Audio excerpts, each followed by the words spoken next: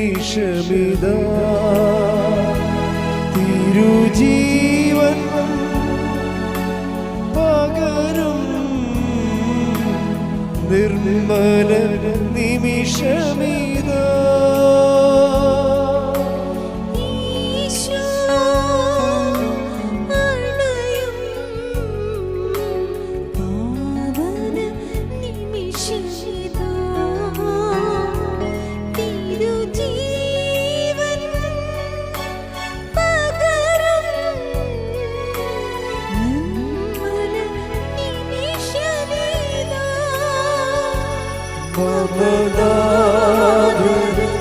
സ്തുതി പാടിട മനവീണകൾ നീട്ടിപ്പാടിട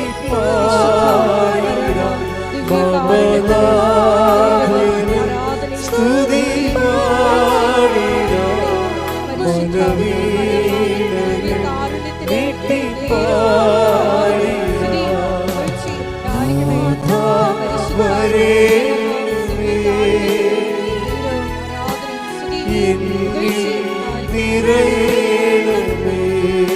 പരിശുദ്ധ പരമദിവ്യകാരുണ്യത്തിന് ആരാധനയും സ്തുതിയും പുകഴ്ചയും ഉണ്ടായിരിക്കട്ടെ. പരിശുദ്ധ പരമദിവ്യകാരുണ്യത്തിന് ആരാധനയും സ്തുതിയും പുകഴ്ചയും ഉണ്ടായിരിക്കട്ടെ. പരിശുദ്ധ പരമദിവ്യകാരുണ്യത്തിന് ആരാധനയും സ്തുതിയും പുകഴ്ചയും ഉണ്ടായിരിക്കട്ടെ. ഇരിക്കുക. പ്രിയ സഹോദരങ്ങളെ,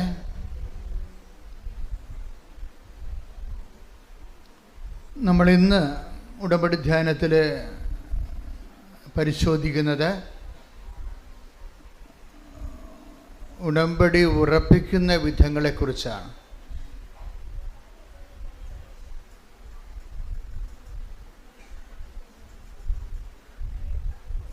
ഉടമ്പടി എവിടെയാണ് നമ്മൾ പല ആൾക്കാർക്കും ഒന്ന് പുതുക്കിയിട്ടും ഒരു ഉടമ്പടി ഉറച്ച ഒരു ലക്ഷണമില്ല. എല്ലാവർക്കും അല്ല കേട്ടോ, കുറച്ച് പേർക്ക് ഉടമ്പടി ഉറക്കണില്ല. അതെന്തുകൊണ്ടാണ് ഉടമ്പടി ഉറക്കാത്തത്? ഉടമ്പടി ഉറപ്പിക്കലെന്ന് ഇപ്പം നമ്മൾ ഈ കല്യാണം ഉറപ്പിക്കലില്ലേ, ഉടമ്പടി ഒരു കല്യാണമാണല്ലോ അല്ലേ?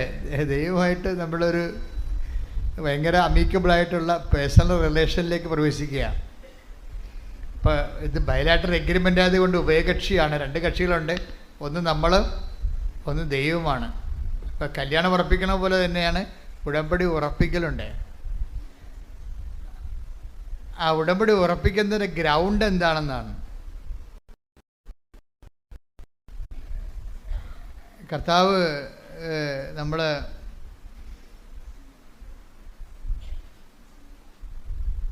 വിശുദ്ധ മത്തായി ശ്ലീഹായുടെ സുവിശേഷം 7-24 വാക്യം.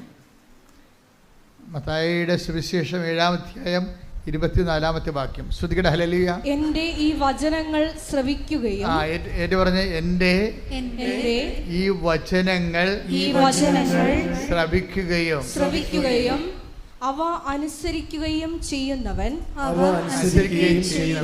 പാറമേൽ ഭവനം പണിത വിവേകമതിയായ മനുഷ്യന് തുല്യനായിരിക്കും. അപ്പം രണ്ട് കാര്യമാണ് ഉടമ്പടി എടുക്കുന്നവർക്ക് ഈശോ കൊടുത്തിരിക്കുന്ന രണ്ട് ഫീച്ചേഴ്സാണ്. എന്താ ഒരു കാര്യം എന്താണ്? അയാൾ ഉടമ്പടി എടുക്കുന്ന വിവേകമാണെന്ന്. ഒരു മനുഷ്യന് വിവേകമായിട്ട് ചെയ്യാൻ പറ്റുന്ന ഒരു കാര്യമാണ്. എന്താണ്? ഒന്നിന് വായിച്ച് 7:24 മത്തായി ശ്ലീഹ. എൻ്റെ ഈ വചനങ്ങൾ ശ്രവിക്കുകയും പറഞ്ഞ എൻ്റെ ഈ വചനങ്ങൾ ശ്രവിക്കുകയും അവ അനുസരിക്കുകയും ചെയ്യുന്നവൻ പാറമേൽ ഭവനം പണിത വിവേകമതിയായ മനുഷ്യന് തുല്യനായിരിക്കും. അപ്പോൾ അവൻ പറയണ പോലെ ചെയ്യുന്നതാണല്ലോ ഉടമ്പടി അല്ലേ? യോഹന്നാൻ 2:5 നിന്നാണ് ഉടമ്പടി ബേസ്മെൻറ്റ്. അവൻ പറയുന്നത് പോലെ ചെയ്യുന്നത് എന്താണെന്നാണ് ഈശോ പറയണത്. ആ യോഹന്നാൻ 2:5 ഈസിക്കൽ ടു മത്തായി 7:24 എന്നാണ് പറയണത്. എന്താണ്? എൻ്റെ ഈ വചനങ്ങൾ കേൾക്കുകയും എൻ്റെ ഈ വചനങ്ങൾ കേൾക്കുകയും അതനുസരിച്ച് ജീവിക്കുകയും ചെയ്യുന്നവൻ, പാറമേൽ, വിവേകമതിയായ മനുഷ്യന് തുല്യനായിരിക്കും. അപ്പോൾ രണ്ട് കാര്യമാണ്. ഉടമ്പടി എടുക്കുന്നവർക്ക് ഈശോ കൊടുത്തിരിക്കുന്ന രണ്ട് ഫീച്ചേഴ്സാണ്. എന്താ ഒരു കാര്യം എന്താണ്? അയാൾ ഉടമ്പടി എടുക്കുന്ന വിവേകമാണെന്ന്. ഒരു മനുഷ്യന് വിവേകമായിട്ട് ചെയ്യാൻ പറ്റുന്ന ഒരു കാര്യമാണ്. പാറയെന്ന് പറഞ്ഞാൽ എന്താണ്? 18:2 സങ്കീർത്തനം 18:2 എടുത്ത് ശ്രുതികട്ടെ. ഹല്ലേലൂയ ഹല്ലേലൂയ ഹല്ലേലൂയ ഹല്ലേലൂയ. യേശുവേ നന്ദി നന്ദി. ഹല്ലേലൂയ ഹല്ലേലൂയ ഹല്ലേലൂയ ഹല്ലേലൂയ. യേശുവേ സ്തുതി. 18-ാം സങ്കീർത്തനം 2-ാം തിരുവചനം. സങ്കീർത്തനം 18:2. അതെ, അങ്ങാണ് എൻ്റെ രക്ഷാശിലയും കോട്ടയും വിമോചകനും എന്ന് പറഞ്ഞ് അങ്ങാണ് അങ്ങാണ് എൻ്റെ രക്ഷയുടെ പാറയും എൻ്റെ രക്ഷയുടെ പാറയും കോട്ടയും കോട്ടയും ശിലയും. ശിലയും. പാറാണ് പാറ, ദൈവമാണ് പാറ. ദൈവമാകുന്ന പാറമേൽ എങ്ങനെയാണ് നമുക്ക് നമ്മുടെ ജീവിത ഭവനം പണിയാൻ പറ്റണത്? അത് സങ്കീർത്തനം 18:2 ദൈവമാണ് പാറ, അല്ലേ? ഈ പാറമേൽ ഭവനം പണിയണതാണ് നമ്മളുടെ ഉടമ്പടി ജീവിതം എന്ന് പറയുന്നത്. എന്താണ്? യോഹന്നാൻ 2:5 അനുസരിച്ച് അവൻ പറയണ പോലെ ചെയ്യണത്. അത് എന്തിന് സമമാണ്? അത് മത്തായി 7:24 സമമാണ്. എന്താണത്? എൻ്റെ ഈ വചനം കേൾക്കുകയും പറഞ്ഞ് എൻ്റെ ഈ വചനം കേൾക്കുകയും അതനുസരിച്ച് ജീവിക്കുകയും ചെയ്യുന്നവൻ പാറമേൽ ദൈവത്തിന്റെ അടിസ്ഥാനത്തിലെ ജീവിത ഭവനം പണി ചെയ്യുന്ന വിവേകിയായ മനുഷ്യന് തുല്യനാണ്. അപ്പൊ ഇതിനകത്ത് ഒരു കാര്യത്തിൽ നമ്മൾ വളരെ നിശ്ചയമുള്ളവരായിരിക്കണം. വിഷയമല്ല വിഷയം, വചനമാണ് വിഷയം. പറഞ്ഞു മനസ്സിലായ? ഉടമ്പടിയിലെ വിഷയമല്ല വിഷയം, പിന്നെന്താണ്? വചനമാണ് വിഷയം. വിഷയം എന്ന് പറഞ്ഞാൽ എന്താണ്? നമ്മുടെ ജെട്ട് നടപടി, അല്ലേ? അല്ലെങ്കിൽ കല്യാണം ഒത്തുവരണില്ല, PR കിട്ടണില്ല, പെൻഷൻ കിട്ടിയിട്ടില്ല, അതാണ് വിഷയം. ഇപ്പം അച്ഛനെന്താ പറഞ്ഞത്? വിഷയമല്ല വിഷയം, വചനമാണ് വിഷയമെന്ന്. എന്താ വിഷയം? ഈ വിഷയം ഒരു വിഷയമല്ല. എന്താണ് വിഷയം? ഉടമ്പടി പ്രകാരം വചനമനുസരിച്ച് ജീവിക്കുമ്പോൾ കർത്താവാണ് മറ്റ് സെറ്റ് ചെയ്യണത്. അത് മെറിറ്റിലല്ല, നോട്ട് ബൈ മെറിറ്റിലാണ്. നമ്മുടെ യോഗ്യത കൊണ്ടല്ല, ദൈവത്തിൻ്റെ കൃപ കൊണ്ടാണ്. പല വിഷയങ്ങളും സത്യം എന്താണെന്ന് ചോദിച്ചു കഴിഞ്ഞാൽ, ഇപ്പം എന്താണ് സത്യം എന്ന് ചോദിക്കുന്നുണ്ട്. ആരോട് ചോദിക്കുന്നുണ്ട്? പീലാത്തോസ് ഈശോനോട് ചോദിക്കും. ഈശോ തൽക്കാലം അയാളോടത് പറയുന്നില്ല. എന്താ കാര്യം? അയാളുടെ സത്യത്തെക്കുറിച്ച് പറഞ്ഞിട്ട് കാര്യമില്ല. അതുകൊണ്ടാണ് ഈശോ മൗനം പാലിച്ചത്. ഈശോ പീലാത്തോസ് ഈശോയോട് ചോദിക്കണില്ലേ, വാട്ട് ഈസ് ട്രൂത്ത്? ഞാൻ സത്യത്തിന് സാക്ഷ്യം വഹിക്കാൻ വന്ന ആളാണെന്ന് ഈശോ പറയുമ്പോൾ പീലാത്തോസ് ഈശോയോട് എന്ത് പറയും?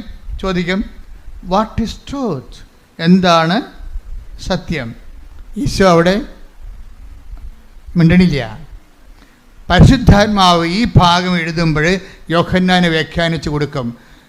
Your word is the truth. അങ്ങയുടെ വചനമാണല്ലോ സത്യം. അപ്പോൾ വചനമാണ് സത്യം. ആ സത്യം ആരോടാ പറയണത്? ആ വചനം പാലിക്കാൻ സന്മനസ്സും തുറവിയും ഉള്ളവരോടാ പറയണത്. എല്ലാവരോടും പറയത്തില്ല. അതുകൊണ്ടാണ് പറയണത് പുറത്തുള്ളവർക്ക് അത് ഉപമകളിലൂടെ പറയുന്നുവെന്ന്. തനിച്ചാകുമ്പോൾ അത് വ്യാഖ്യാനിച്ചു കൊടുക്കുന്നു. Take the blood of God. ശ്രുതികട ഹല്ലേലൂയ ഹല്ലേലൂയ ഹല്ലേലൂയ. യേശുവേ നന്ദി നന്ദി. ഹല്ലേലൂയ ഹല്ലേലൂയ ഹല്ലേലൂയ ഹല്ലേലൂയ ഹല്ലേലൂയ. യേശുവേ സ്തുതി, യേശുവേ ആരാധന ആരാധന. യേശുവേ നന്ദി മഹത്വം. ഹല്ലേലൂയ.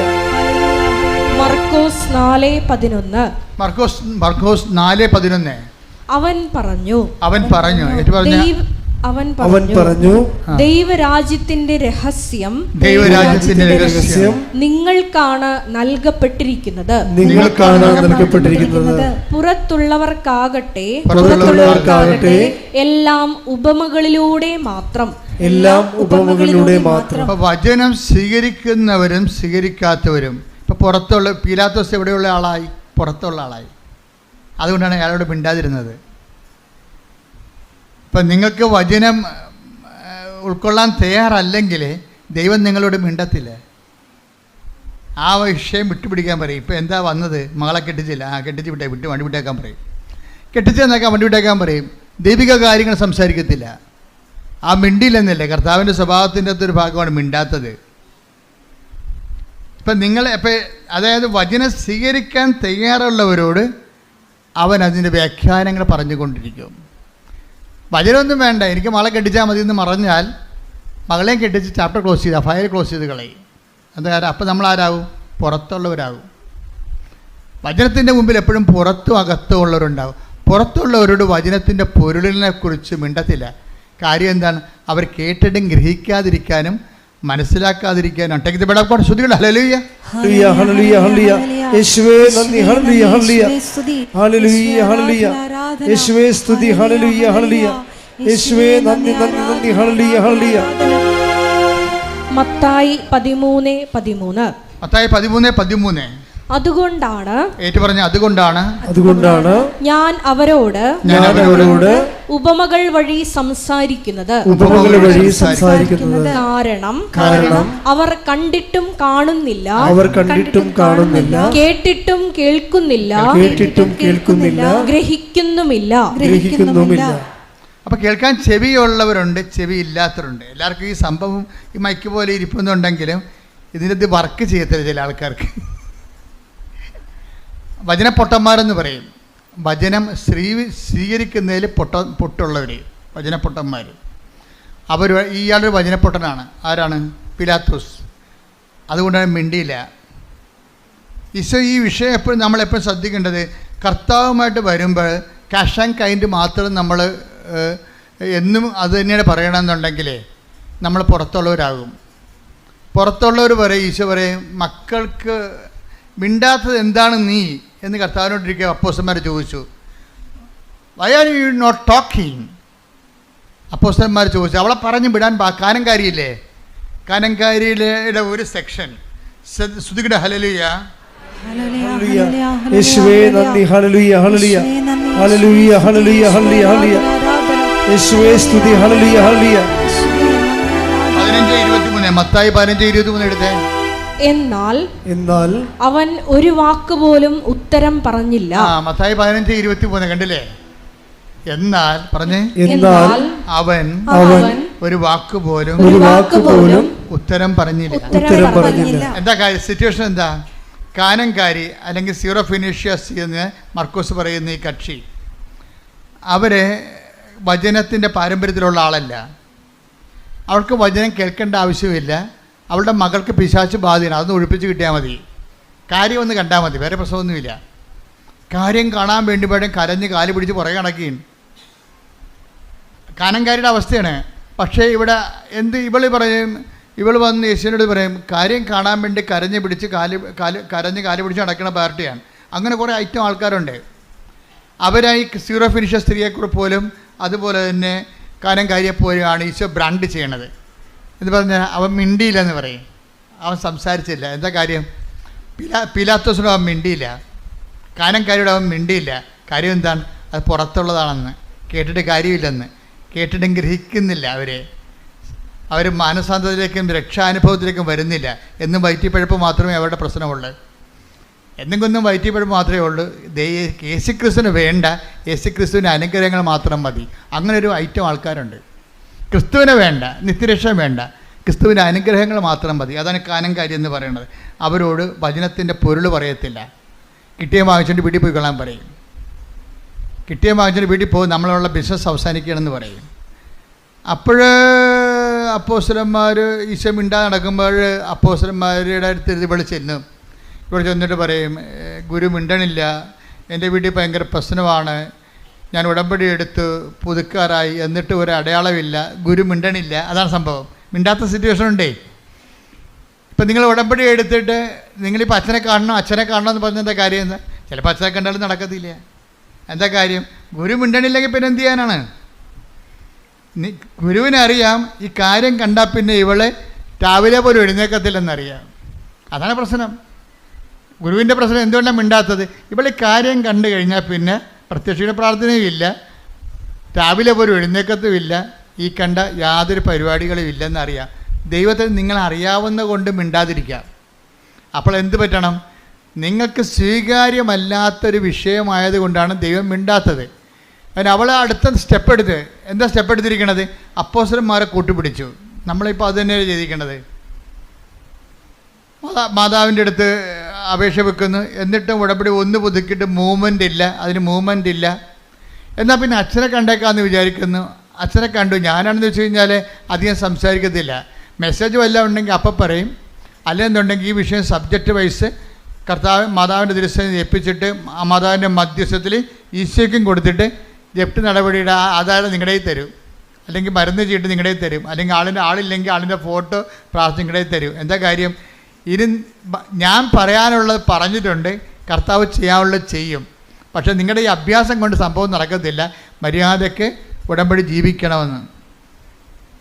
ഉടമ്പടി ജീവിക്കണം. ഉടമ്പടി എന്തിനുള്ളതാണ്? ഉടമ്പടി പ്രാർത്ഥിക്കാനുള്ളതല്ല. പിന്നെന്താണ്? ഉടമ്പടി ജീവിക്കാനുള്ളതാണ്. ഈ ദിവസങ്ങളിലെ ഒരു നല്ലൊരു സാക്ഷ്യം ഉണ്ടായി. അത് അവരുടെ സാക്ഷ്യം എന്ന് പറയുന്നത് സുമറാണി ഇവിടെ താമസിക്കുകയാണ്. എവിടെയാണ്? ഹാമിൽട്ടണിലെ. നമ്മുടെ നാട്ടുകാരത്തെയാണ്, നടുവേട്ടത്തുള്ളതാണ്, എറണാകുളം. സുമറായുടെ പ്രശ്നം എന്താ? സുമറായിക്ക് 7 വർഷമായിട്ട് മക്കളില്ല. അപ്പോൾ കാനഡയിൽ നല്ല ചികിത്സയുള്ള സ്ഥലത്തുള്ളതാണ്. ഇവർ നേഴ്സാണ്. ഇവരുടെ പ്രശ്നമെന്ന് പറയണത്, ഇവർ സീനിയർ നേഴ്സായത് കാരണം ഇവർക്ക് ഇതിനെക്കുറിച്ചൊക്കെ അറിയാം. മക്കളില്ലാത്തതിൻ്റെ ഒത്തിരി കാരണങ്ങളുണ്ടാകാം. എങ്കിലും ഇവർക്ക് വിശ്വാസമുള്ള ആളാണ്. പക്ഷേ സയൻസിലുള്ള വിശ്വാസം തൽക്കാലം നിർത്തി. കാര്യം കാരണങ്ങൾ കണ്ടുപിടിച്ച് കഴിഞ്ഞപ്പോൾ കുഞ്ഞുങ്ങളുണ്ടാകരുതെന്ന് മനസ്സിലായി. അതാണ് വിഷയം. സുമറാണിയുടെ സാക്ഷ്യം നോക്കിയാൽ മതി. കാര്യങ്ങൾ അവർ നേഴ്സാണ്, അവർക്കൊക്കെ കാര്യങ്ങൾ അറിയാം. കാരണങ്ങൾ കണ്ടുപിടിച്ച് കഴിഞ്ഞപ്പോൾ 7 കൊല്ലത്തെ ചികിത്സ കഴിഞ്ഞപ്പോൾ മക്കൾ ഇനി സ്വാഭാവികമായിട്ട് ഉണ്ടാകത്തില്ലെന്ന് മനസ്സിലായപ്പോൾ എന്താ ചെയ്യണത്? അവർ ട്രീറ്റ്മെൻറ്റ് അവസാനിപ്പിച്ചു. ട്രീറ്റ്മെൻറ്റ് അവസാനിപ്പിച്ചെങ്കിലും ട്രീറ്റ്മെൻ്റ് എന്ന് പറഞ്ഞാൽ എന്താ? ഉടമ്പടി ഭാഷയിൽ മെരിറ്റാണ്, സയൻസ് അല്ലേ. സയൻസ് ഉടമ്പടി ഭാഷയിൽ എന്താണ്? മെരിറ്റ് പറയും. പക്ഷേ മെരിറ്റ് ശാസ്ത്രീയമായിട്ട് ഇനി കുട്ടികളെ കിട്ടാൻ സാധ്യതയില്ല എന്ന് കണ്ടു കഴിഞ്ഞാൽ സാധ്യതയില്ല എന്നല്ല എൻ്റെ അർത്ഥം. അതിൻ്റെ അടുത്ത് ഓപ്ഷൻ വെക്കുന്ന ഉടമ്പടിയാണ്. എന്താണ്? മെരിറ്റ് വർക്ക് ചെയ്യുന്നില്ലെങ്കിൽ, സയൻസ് വർക്ക് ചെയ്യുന്നില്ലെങ്കിൽ എഫേസ്യൻസ് 2:8 വർക്കൗട്ട് ചെയ്യും. എന്താണ്? Not by merit but by grace. അപ്പോൾ ഇനി ഗ്രേസിൻ്റെ വഴിയാണ്. ഗ്രേസ് ടാപ്പ് ചെയ്യാൻ ഇന്ന് കിട്ടിയിരിക്കുന്ന ഒരേ ഒരു മാർഗം എന്താണ്? ഉടമ്പടിയാണ്. ഉടമ്പടി എന്ന് പറഞ്ഞാൽ എന്താണ്? അത് 7:24 7:24 എന്ന് പറഞ്ഞാൽ എന്താണ്? ദൈവവചനം കേൾക്കുകയും അതനുസരിച്ച് ആ ഉടമ്പടി ജീവിക്കാനുള്ളതാണ്. ഉടമ്പടി എന്തിനുള്ളതാണ്? ഉടമ്പടി പ്രാർത്ഥിക്കാനുള്ളതല്ല. ഉടമ്പടി പ്രാർത്ഥിക്കാൻ മാത്രമുള്ളതല്ല. പക്ഷേ ഉടമ്പടിയിൽ പ്രാർത്ഥനയെല്ലാം വരുന്നുണ്ട്. ഉടമ്പടി പ്രയോഗിക്കാൻ വേണ്ടി മാത്രമുള്ളതല്ല. എന്നാൽ ഉടമ്പടി പ്രയോഗങ്ങളെല്ലാം വരുന്നുണ്ട്. ഉടമ്പടി പ്രഖ്യാപിക്കാൻ വേണ്ടി മാത്രമുള്ളതല്ല. എന്നാൽ ഉടമ്പടി പ്രഖ്യാപനങ്ങളെല്ലാം വരുന്നുണ്ട്. ഉടമ്പടി ഈ പ്രാർത്ഥനയും ഈ പ്രഖ്യാപനവും ഈ പ്രയോഗവും എല്ലാം ചേർന്നിട്ടുള്ള ഉടമ്പടി ജീവിതം തന്നെ. കൈയടിച്ച് സ്തുതിക്കട്ടെ. ഹല്ലേലൂയ, ഹല്ലേലൂയ, ഹല്ലേലൂയ, ഹല്ലേലൂയ.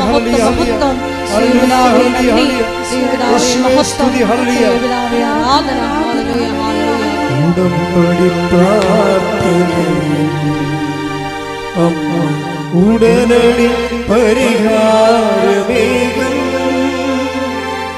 ഉടമ്പടി പ്രാർത്ഥനയിൽ അമ്മ ഉടനടി പരിഹാരമേകും. അവൻ പറയുന്നത് ചെയ്തിടുകിൽ ജീവിതം ധന്യമാക്കിയിടും. ഈ മത്തായി ശ്ലീഹ 7:24 നമ്മളോട് പറയണത് എന്താണ്? ഉടമ്പടി ജീവിക്കാനുള്ളതാണെന്ന്. പിടിയിട്ടില്ലേ? പക്ഷേ ഇത് ഡയറക്റ്റായിട്ട് സുമറാണിക്ക് അറിയത്തില്ലെങ്കിലും സുമറാമിയിൽ പരിശുദ്ധാത്മാവ് നിറയുമ്പോൾ അവളിത് വെളിപ്പെടുത്തണുണ്ട്. ഹാമിൽട്ടണിൽ നിന്ന് നാട്ടിലേക്ക് വരുമ്പോൾ ആദ്യം ചെയ്യണത് എന്താണ്? ഭർത്താവും ഭാര്യയും കൂടി 7 വർഷമായിട്ട് മക്കളില്ലല്ലോ, ഭർത്താവ് കിട്ടാനുള്ള സാധ്യതയുമില്ല. അപ്പോൾ ഇതിനുള്ള സാധ്യതയെന്ന് പറയണത് അവൾക്കറിയാം. ഇത് ഉടമ്പടി എടുത്താലും ശാസ്ത്രീയമായിട്ട് നടക്കാത്ത കാര്യങ്ങൾക്ക് നീക്കുപോക്ക് ഉണ്ടാകാൻ ചിലപ്പോൾ പാടായിരിക്കും എന്ന് അവൾ മുൻകൂട്ടി അറിയുന്നുണ്ട് മനസ്സിൽ. എന്നിട്ട് ഭാര്യയും ഭർത്താവും കൂടി ഒരു തീരുമാനം എടുക്കും. എന്താണ്? നമ്മൾക്ക് ഉടമ്പടി എടുക്കാം. പക്ഷേ എന്താണ്? ഉടമ്പടിയിലൊന്നും അമ്മ കുഞ്ഞിനെ തന്നില്ലെന്ന് വിചാരിച്ചുകൊണ്ട് ഉടമ്പടിയിൽ നമ്മൾ അതിൻ്റെ ഓർത്ത് നമ്മൾ സങ്കടപ്പെടുകയോ വിഷമിക്കുകയോ ചെയ്യത്തില്ലെന്ന് ദൈവത്തോട് പറയാം. അവർ തമ്മിലൊരു ധാരണ എത്തുകയാണ്. കാര്യം ഉടമ്പടി എടുത്താലും നടക്കാൻ സാധ്യതയില്ലെന്നുള്ളത് അവരുടെ ശാസ്ത്രീയ ബോധം അവളെ പഠിപ്പിക്കുന്നുണ്ട്. അതുകൊണ്ട് ഇവിടെ ഇറങ്ങിയപ്പോൾ ഭർത്താവും ഭാര്യയും കൂടി ഒരു എഗ്രിമെൻ്റിൽ എത്തുകയാണ്. ഉടമ്പടി എടുത്താലും നടന്നില്ലെങ്കിലും അതിൻ്റെ പേരിൽ ഉടമ്പടിയെയോ ദൈവത്തെയോ നമുക്ക് കുറ്റം പറയണ്ട. മനസ്സിലായില്ലേ? ഒരു ധാരണ, ഒരു കോംപ്രമൈസിങ് ആണത്. അവളുടെ വിശ്വാസം കൊണ്ടെടുക്കുന്ന കോംപ്രമൈസാണ്. എന്നിട്ട് പറയുന്നത് എന്താണ്? നമുക്ക് ഉടമ്പടി കുഞ്ഞിനെ തന്നാലും ഇല്ലെങ്കിലും ഉടമ്പടി നമുക്ക് ജീവിക്കാം. എന്ത് രസമാണ് കേൾക്കാൻ. ആൾക്കാരൊക്കെ ഇങ്ങനെ ഉടമ്പടിയുടെ പുതിയ വേർഷൻസ് സാക്ഷ്യജീവിതം കാണുമ്പോഴേ ദൈവം ഇങ്ങനെ ഇറങ്ങി നിന്ന് ദൈവം ഇങ്ങനെ പണ്ട് ബൈബിളിൽ ഇറക്കി കൊടുത്ത പോലെ ഉടമ്പടി ഇറക്കി തന്നതിൻ്റെ സത്യമായ ഒരു വചനാനുഭവമാണ്. കാര്യം സുമറാണി എന്താ പറയണത് ഭർത്താവിനോട്? അവർ തമ്മിൽ നല്ല കൂട്ടാണ്. പക്ഷേ അവരെന്താ പറയണത്? ഉടമ്പടി നമുക്ക് മക്കളെ കിട്ടിയില്ലെങ്കിലും നമുക്ക് ഉടമ്പടി എടുത്ത് ഉടമ്പടിയിൽ ജീവിക്കാമെന്നാണ് പറയണത്. ഉടമ്പടി എന്തിനുള്ളതാണ്? എന്തെങ്കിലും കാര്യം കാണാൻ വേണ്ടിയുള്ളതല്ല, ഉടമ്പടി ജീവിക്കാനുള്ളതാണ്, ദൈവവുമായിട്ട് ജീവിക്കാനുള്ളതാണ്. കൈയടിക്കട്ടെ.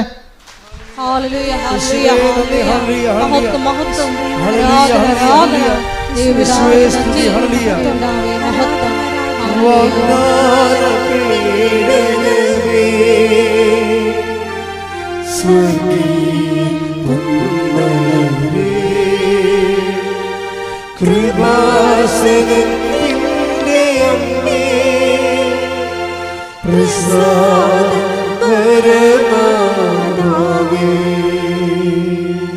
അപ്പോൾ ഉടമ്പടി ജീവിക്കാനുള്ളതാണെന്നുള്ള ആന്തരികമായ ബോധ്യത്തിലാണ് സുമറാണിയും ഹസ്ബൻഡും കൂടി ഉടമ്പടി എടുക്കുന്നത്. പക്ഷെ അങ്ങനെ ഉടമ്പടി എടുത്ത് അവർ ഉടമ്പടി ജീവിക്കാൻ തുടങ്ങിയപ്പോൾ അമ്മയ്ക്ക് മനസ്സിലായില്ലേ ഇത് സത്യമായ വിഷയമാണ് ചെയ്യാൻ പോണമെന്ന്. അതാണ് സത്യമാണെന്ന് കണ്ടു കഴിഞ്ഞാൽ ശാസ്ത്രത്തെക്കാൾ വലുതല്ലേ ദൈവം. അതാ വിഷയം. അവർക്ക് ദൈവത്തെ ശാസ്ത്രീയമായിട്ട് കിട്ടാൻ സാധ്യമില്ലാത്ത കാര്യത്തിൻ്റെ പേരിൽ ദൈവത്തെ പഴിചാരരുന്നുള്ള മുൻ ജാമ്യമെടുത്താണ് അവർ ഉടമ്പടിക്കുന്നത്. ജാമ്യം എടുക്കണേ. അതിൻ്റെ പേരിൽ ഞങ്ങൾ ദൈവത്തെ കുറ്റം പറയത്തില്ല. ഞങ്ങൾ ഉടമ്പടിക്കേണ്ട ഉദ്ദേശം എന്താണ്? ഉടമ്പടിയിൽ ജീവിക്കാൻ വേണ്ടിയാണ്. അപ്പോൾ ഉടമ്പടിയിൽ അവർ ജീവിക്കുകയാണ്. അവൻ പറയണ പോലെ ചെയ്തുകൊണ്ട് ഉടമ്പടിയുടെ എല്ലാ വാഗ്ദാനങ്ങളും എല്ലാ നിബന്ധനകളും നിറവേറ്റിക്കൊണ്ട് അവർ ഉടമ്പടി ജീവിക്കുകയാണ്. പക്ഷേ 1 മാസം മറ്റോ ജീവിച്ചുള്ളൂ. അപ്പോൾ തന്നെ അവൾ പ്രഗ്നൻ്റായി.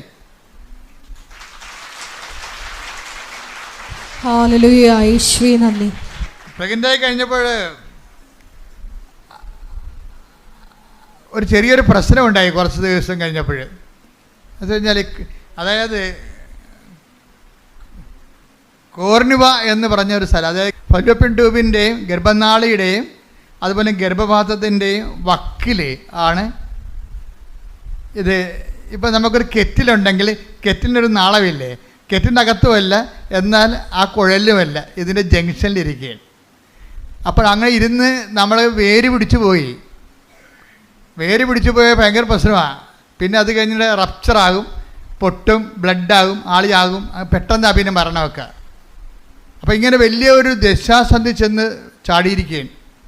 അപ്പോൾ ഡോക്ടർമാർ പറഞ്ഞു നമുക്ക് എടുത്ത് കളയാം, പെട്ടെന്ന് എടുത്ത് കളയാമെന്ന് പറഞ്ഞു. അപ്പോൾ എടുത്ത് കളയാമെന്ന് പറയുമ്പോഴും ഇവിടെ പറയുന്ന സംഭവമുണ്ട്. ഇത് അമ്മ പ്രത്യക്ഷീകരണത്തിൻ്റെ ഭാഗമായിട്ട് തന്ന കുഞ്ഞാണ്. ഉടമ്പടിയിൽ കിട്ടണതെല്ലാം ഉടമ്പടി എന്നൊരു സംവിധാനം എന്നതിനേക്കാൾ ഉപരി പ്രത്യക്ഷീകരണം. അവൾ എന്തൊരു ജ്ഞാനമാണ് അവർക്ക്. അമ്മ ഇത് ഡോക്ടർ എടുത്ത് കളയാമെന്ന് പറയുമ്പോഴേ ഭാര്യ ഭർത്താവിനോട് പറഞ്ഞ എന്താ, ഇത് ഉടമ്പടി വഴി കിട്ടിയതല്ലേ.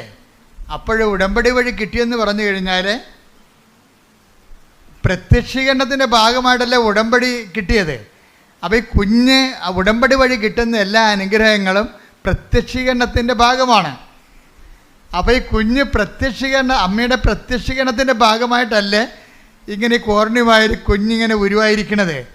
അപ്പോൾ ഇത് എടുത്തു കളയാമെന്ന് വൈദ്യശാസ്ത്രം പറഞ്ഞാൽ പ്രത്യക്ഷീകരണത്തിൻ്റെ ഭാഗമാകണത് എങ്ങനെയാണ്?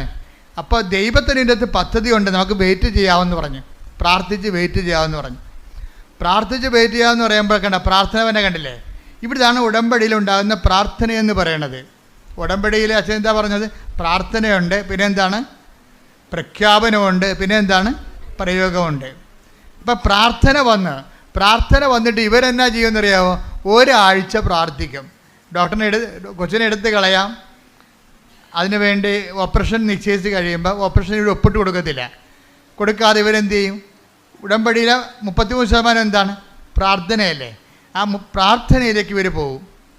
പ്രാർത്ഥനയെ പ്രവേശിച്ച് അതായത് ഒരാഴ്ച കഴിയുമ്പോൾ ഇവരെന്താ പ്രാർത്ഥിക്കണത്? ഇവർ പ്രാർത്ഥിക്കുന്നത് ഡോക്ടറിനെ സമർപ്പിച്ചാണ് പ്രാർത്ഥിക്കണത്, ഇവരെ സമർപ്പിച്ചല്ല. ഇവർക്ക് പ്രശ്നങ്ങളില്ലെന്നാണ് പറയണത്. ഇവർ പറയുന്നത് ഡോക്ടറിനാണ് പ്രശ്നം. ആ പ്രശ്നം അവർ ഡിക്റ്റേറ്റ് ചെയ്യണ കണ്ടില്ലേ? ആ ഡിക്റ്റേഷൻ ഭയങ്കരമാണ്. ഞങ്ങൾ ഡോക്ടറിനെ സമർപ്പിച്ച് പ്രാർത്ഥിച്ചത്. പ്രശ്നം ആർക്കാണ്? പ്രശ്നം ഇവർക്കാണ്. ഇവരുടെ ഗർഭപാത്രത്തിലല്ലേ ഗർഭനാളിയുടെ കുഞ്ഞ് ജനിച്ചിരിക്കണത്, സൈക്കോട്ട് രൂപപ്പെട്ടിരിക്കണത്. പക്ഷേ ഇവർ പ്രാർത്ഥിക്കുന്നത് ആരും ഗർഭനാളി സമർപ്പിച്ചല്ല പ്രാർത്ഥിക്കുന്നത്, അവരെ പ്രാർത്ഥിക്കുന്നത്. അത് പരിശുദ്ധാത്മ വിവേചനം കൊടുക്കും. കാര്യം നിങ്ങളുടെ ഉള്ള പ്രശ്നം ഓപ്പറേഷൻ നിശ്ചയിച്ച ഡോക്ടറിനാണ് പ്രശ്നം. അതാ വിഷയം. ഈ പരിശുദ്ധാത്മാവ് minimum keep the holy spirit എന്ന് ഞാൻ എപ്പോഴും പറയത്തില്ലേ. അതായത് പരിശുദ്ധാത്മാവാണ് വിവേചനം നടത്തേണ്ടത്. പരിശുദ്ധാത്മ ഇവർക്ക് ഉള്ളത് കാരണം പരിശുദ്ധാത്മ പറഞ്ഞു നിങ്ങളുടെ ഗർഭപാത്രമല്ല സമർപ്പിച്ച് പ്രാർത്ഥിക്കേണ്ടത്, മരുന്നുമല്ല പറഞ്ഞത്. ഓപ്പറേഷന് വേണ്ടി പറഞ്ഞ് ഡോക്ടറിനെ സമർപ്പിച്ച് പ്രാർത്ഥിക്കണമെന്ന്. ഇവർ ഡോക്ടറിനെ സമർപ്പിച്ച് രാത്രി ആരാധന നടത്തി. പ്രത്യക്ഷീകരണ പ്രാർത്ഥന വെച്ചല്ലേ, ഒരാഴ്ച മുഴുവൻ ഡോക്ടറിനെ സമർപ്പിച്ച് പ്രാർത്ഥിച്ചപ്പോൾ ഡോക്ടറിൻ്റെ അകത്തൊരു മാറ്റം ഉണ്ടായി. ഡോക്ടറിന് അതാണ് പ്രാർത്ഥനയുടെ സംഭവം. ഡോക്ടർ ഇതിൻ്റെ സ്പെസിമെൻ എടുത്തിട്ട് സ്കാനിങ് റിപ്പോർട്ട് എടുത്തിട്ട് കാനഡയിൽ നിന്ന് ഓസ്ട്രേലിയയിലേക്ക് അയച്ചു കൊടുക്കും. ഡോക്ടറിൻ്റെ സീനിയർ ഡോക്ടറിനെ അയച്ചു കൊടുക്കും. ഗൈനക്കോളജി വിഭാഗം കൈകാര്യം ചെയ്യുന്ന എക്സ്പെർട്ടാണ്. അപ്പോൾ അതാണ് ഡോക്ടറിനുണ്ടായ മാറ്റം. അവർ സ്കാനിങ് റിപ്പോർട്ട് രണ്ടാമത് ഈ സ്കാനിങ് റിപ്പോർട്ട് അപ്പോൾ ഇവള് സുമറാണി പറയവേ, എടാ ഞാനൊരു സാധാരണ നേഴ്സാണ്, എനിക്ക് ഇത്രയും സ്പെഷ്യൽ കെയറും വേറെ ഇൻ്റർനാഷണൽ ലെവലിൽ വേറെ രാജ്യങ്ങളിൽ എന്നെ ടെസ്റ്റ് ചെയ്യേണ്ട കാര്യമില്ല. പക്ഷേ എങ്കിലും ഇതെല്ലാം ഫ്രീ ആയിട്ട് ഇവർ ചെയ്യണം. ആശുപത്രിക്കാർക്ക് ഇതൊരു പുതിയ കേസാണ്. അതുകൊണ്ട് ഈ കേസ് എന്താണെന്ന് അവർക്ക് പഠിക്കുകയും ചെയ്യണം, കേസ് സ്റ്റഡിയും വേണം. അതുകൊണ്ട് അവരുടെ റിസ്കിലും അവരുടെ എക്സ്പെൻഡിച്ചറിലും അവർ ഇത് ഉപരിപഠനത്തിനായിട്ട് സ്കാനിങ് റിപ്പോർട്ട് അയക്കും. ഡോക്ടറിനെ സംബന്ധിച്ച് പ്രാർത്ഥിക്കുമ്പോൾ സംഭവിക്കുന്ന വിഷയങ്ങളാണത്. അവിടെ ഓസ്ട്രേലിയ ഡോക്ടർ ഇത് പെട്ടെന്ന് പഠിച്ചിട്ട് പറയും ഇത് കുഴപ്പമില്ല, സമയത്ത് കുറച്ച് കഴിയുമ്പോൾ ഇത് താഴേക്ക് ഇറങ്ങി വരും. അപ്പോൾ സീനിയർ ഡോക്ടറിന് നിർബന്ധമായി. അപ്പോൾ ഓപ്പറേഷൻ ഒഴിവായി. നോക്കിയേ, കൈയടിച്ച് ശ്രുതിക്കട്ടെ. ഹല്ലേലൂയ, ഹല്ലേലൂയ, ഹല്ലേലൂയ, ഹല്ലേലൂയ, മഹത്വം, മഹത്വം, ആരാധന, ഹല്ലേലൂയ, ഹല്ലേലൂയ, യേശുവേ ആരാധന. അതായത് നമ്മളുടെ ഈ ഉടമ്പടി ഉറപ്പിക്കലെന്ന സംഭവത്തിൽ ചില സമയത്ത് ഇതുപോലെയുള്ള ഒരാട്ടം കാണാം. ഒരാട്ടം കണ്ട ഇപ്പം നിങ്ങളെ വചനം എന്താ പറയണത്? വിളിയും തിരിഞ്ഞ് ഒന്ന് ഇപ്പം എടുത്ത് 2 പത്രോസിൻ്റെ 1:10 എടുത്ത് 2 പത്രോസ് 1:10 2 പത്രോസ് 1:10 ആകയാൽ സഹോദരരെ നിങ്ങളുടെ വിളിയും തിരഞ്ഞെടുപ്പും ഉറപ്പിക്കുന്നതിൽ കൂടുതൽ ഉത്സാഹമുള്ളവരായിരിക്കുവിൻ. ഇങ്ങനെ ചെയ്താൽ ഒരിക്കലും നിങ്ങൾ വീണു പോവുകയില്ല. അപ്പൊ ഇതിന്റെ 2 സെക്ഷനാണ് വരണം. ഒന്നെന്താണ്? 2 പത്രോസ് 1:10 വചനത്തിൽ എന്താ ഉള്ളത്? നിങ്ങളുടെ വിളിയും പിന്നെന്താ? തിരഞ്ഞെടുപ്പും. എന്തൊക്കെ ഉറപ്പിക്കാതെ പറഞ്ഞിരിക്കുന്നത്? ഒന്ന് വിളിയും തിരഞ്ഞെടുപ്പും. വിളി എന്ന് പറഞ്ഞാൽ എന്താണ്? വിശ്വാസത്തിലേക്കാണ് വിളിച്ചിരിക്കുന്നത്. ഇതെല്ലാം ബൈബിളിലുള്ള വിശ്വാസം ഇല്ലാതെ മുന്നോട്ട് പോകത്തില്ല. അവൻ പറയണ പോലെ ചെയ്യണതാണല്ലോ. ഞങ്ങളിപ്പോൾ ആരെയും ന്യായസ്ഥാനപ്പെടുത്തുന്നില്ലെന്നുണ്ടെങ്കിലും ഈ ഉടമ്പടി എടുക്കുന്നവർ പാലിക്കണത് ആരെയാണ്? വിശുദ്ധ വചനമേ പാലിച്ചിട്ട് അത് മുന്നോട്ട് പോകാൻ പറ്റത്തുള്ളൂ. ഇതാണ് വിശ്വാസം. ബൈബിളിലുള്ള വിശ്വാസമില്ലാതെ ഇതാണ് ബേസ്മെൻറ്റ്. ഇതിൻ്റെ എന്താണ്? വിളിയാണ്. വിളി എന്താണ്?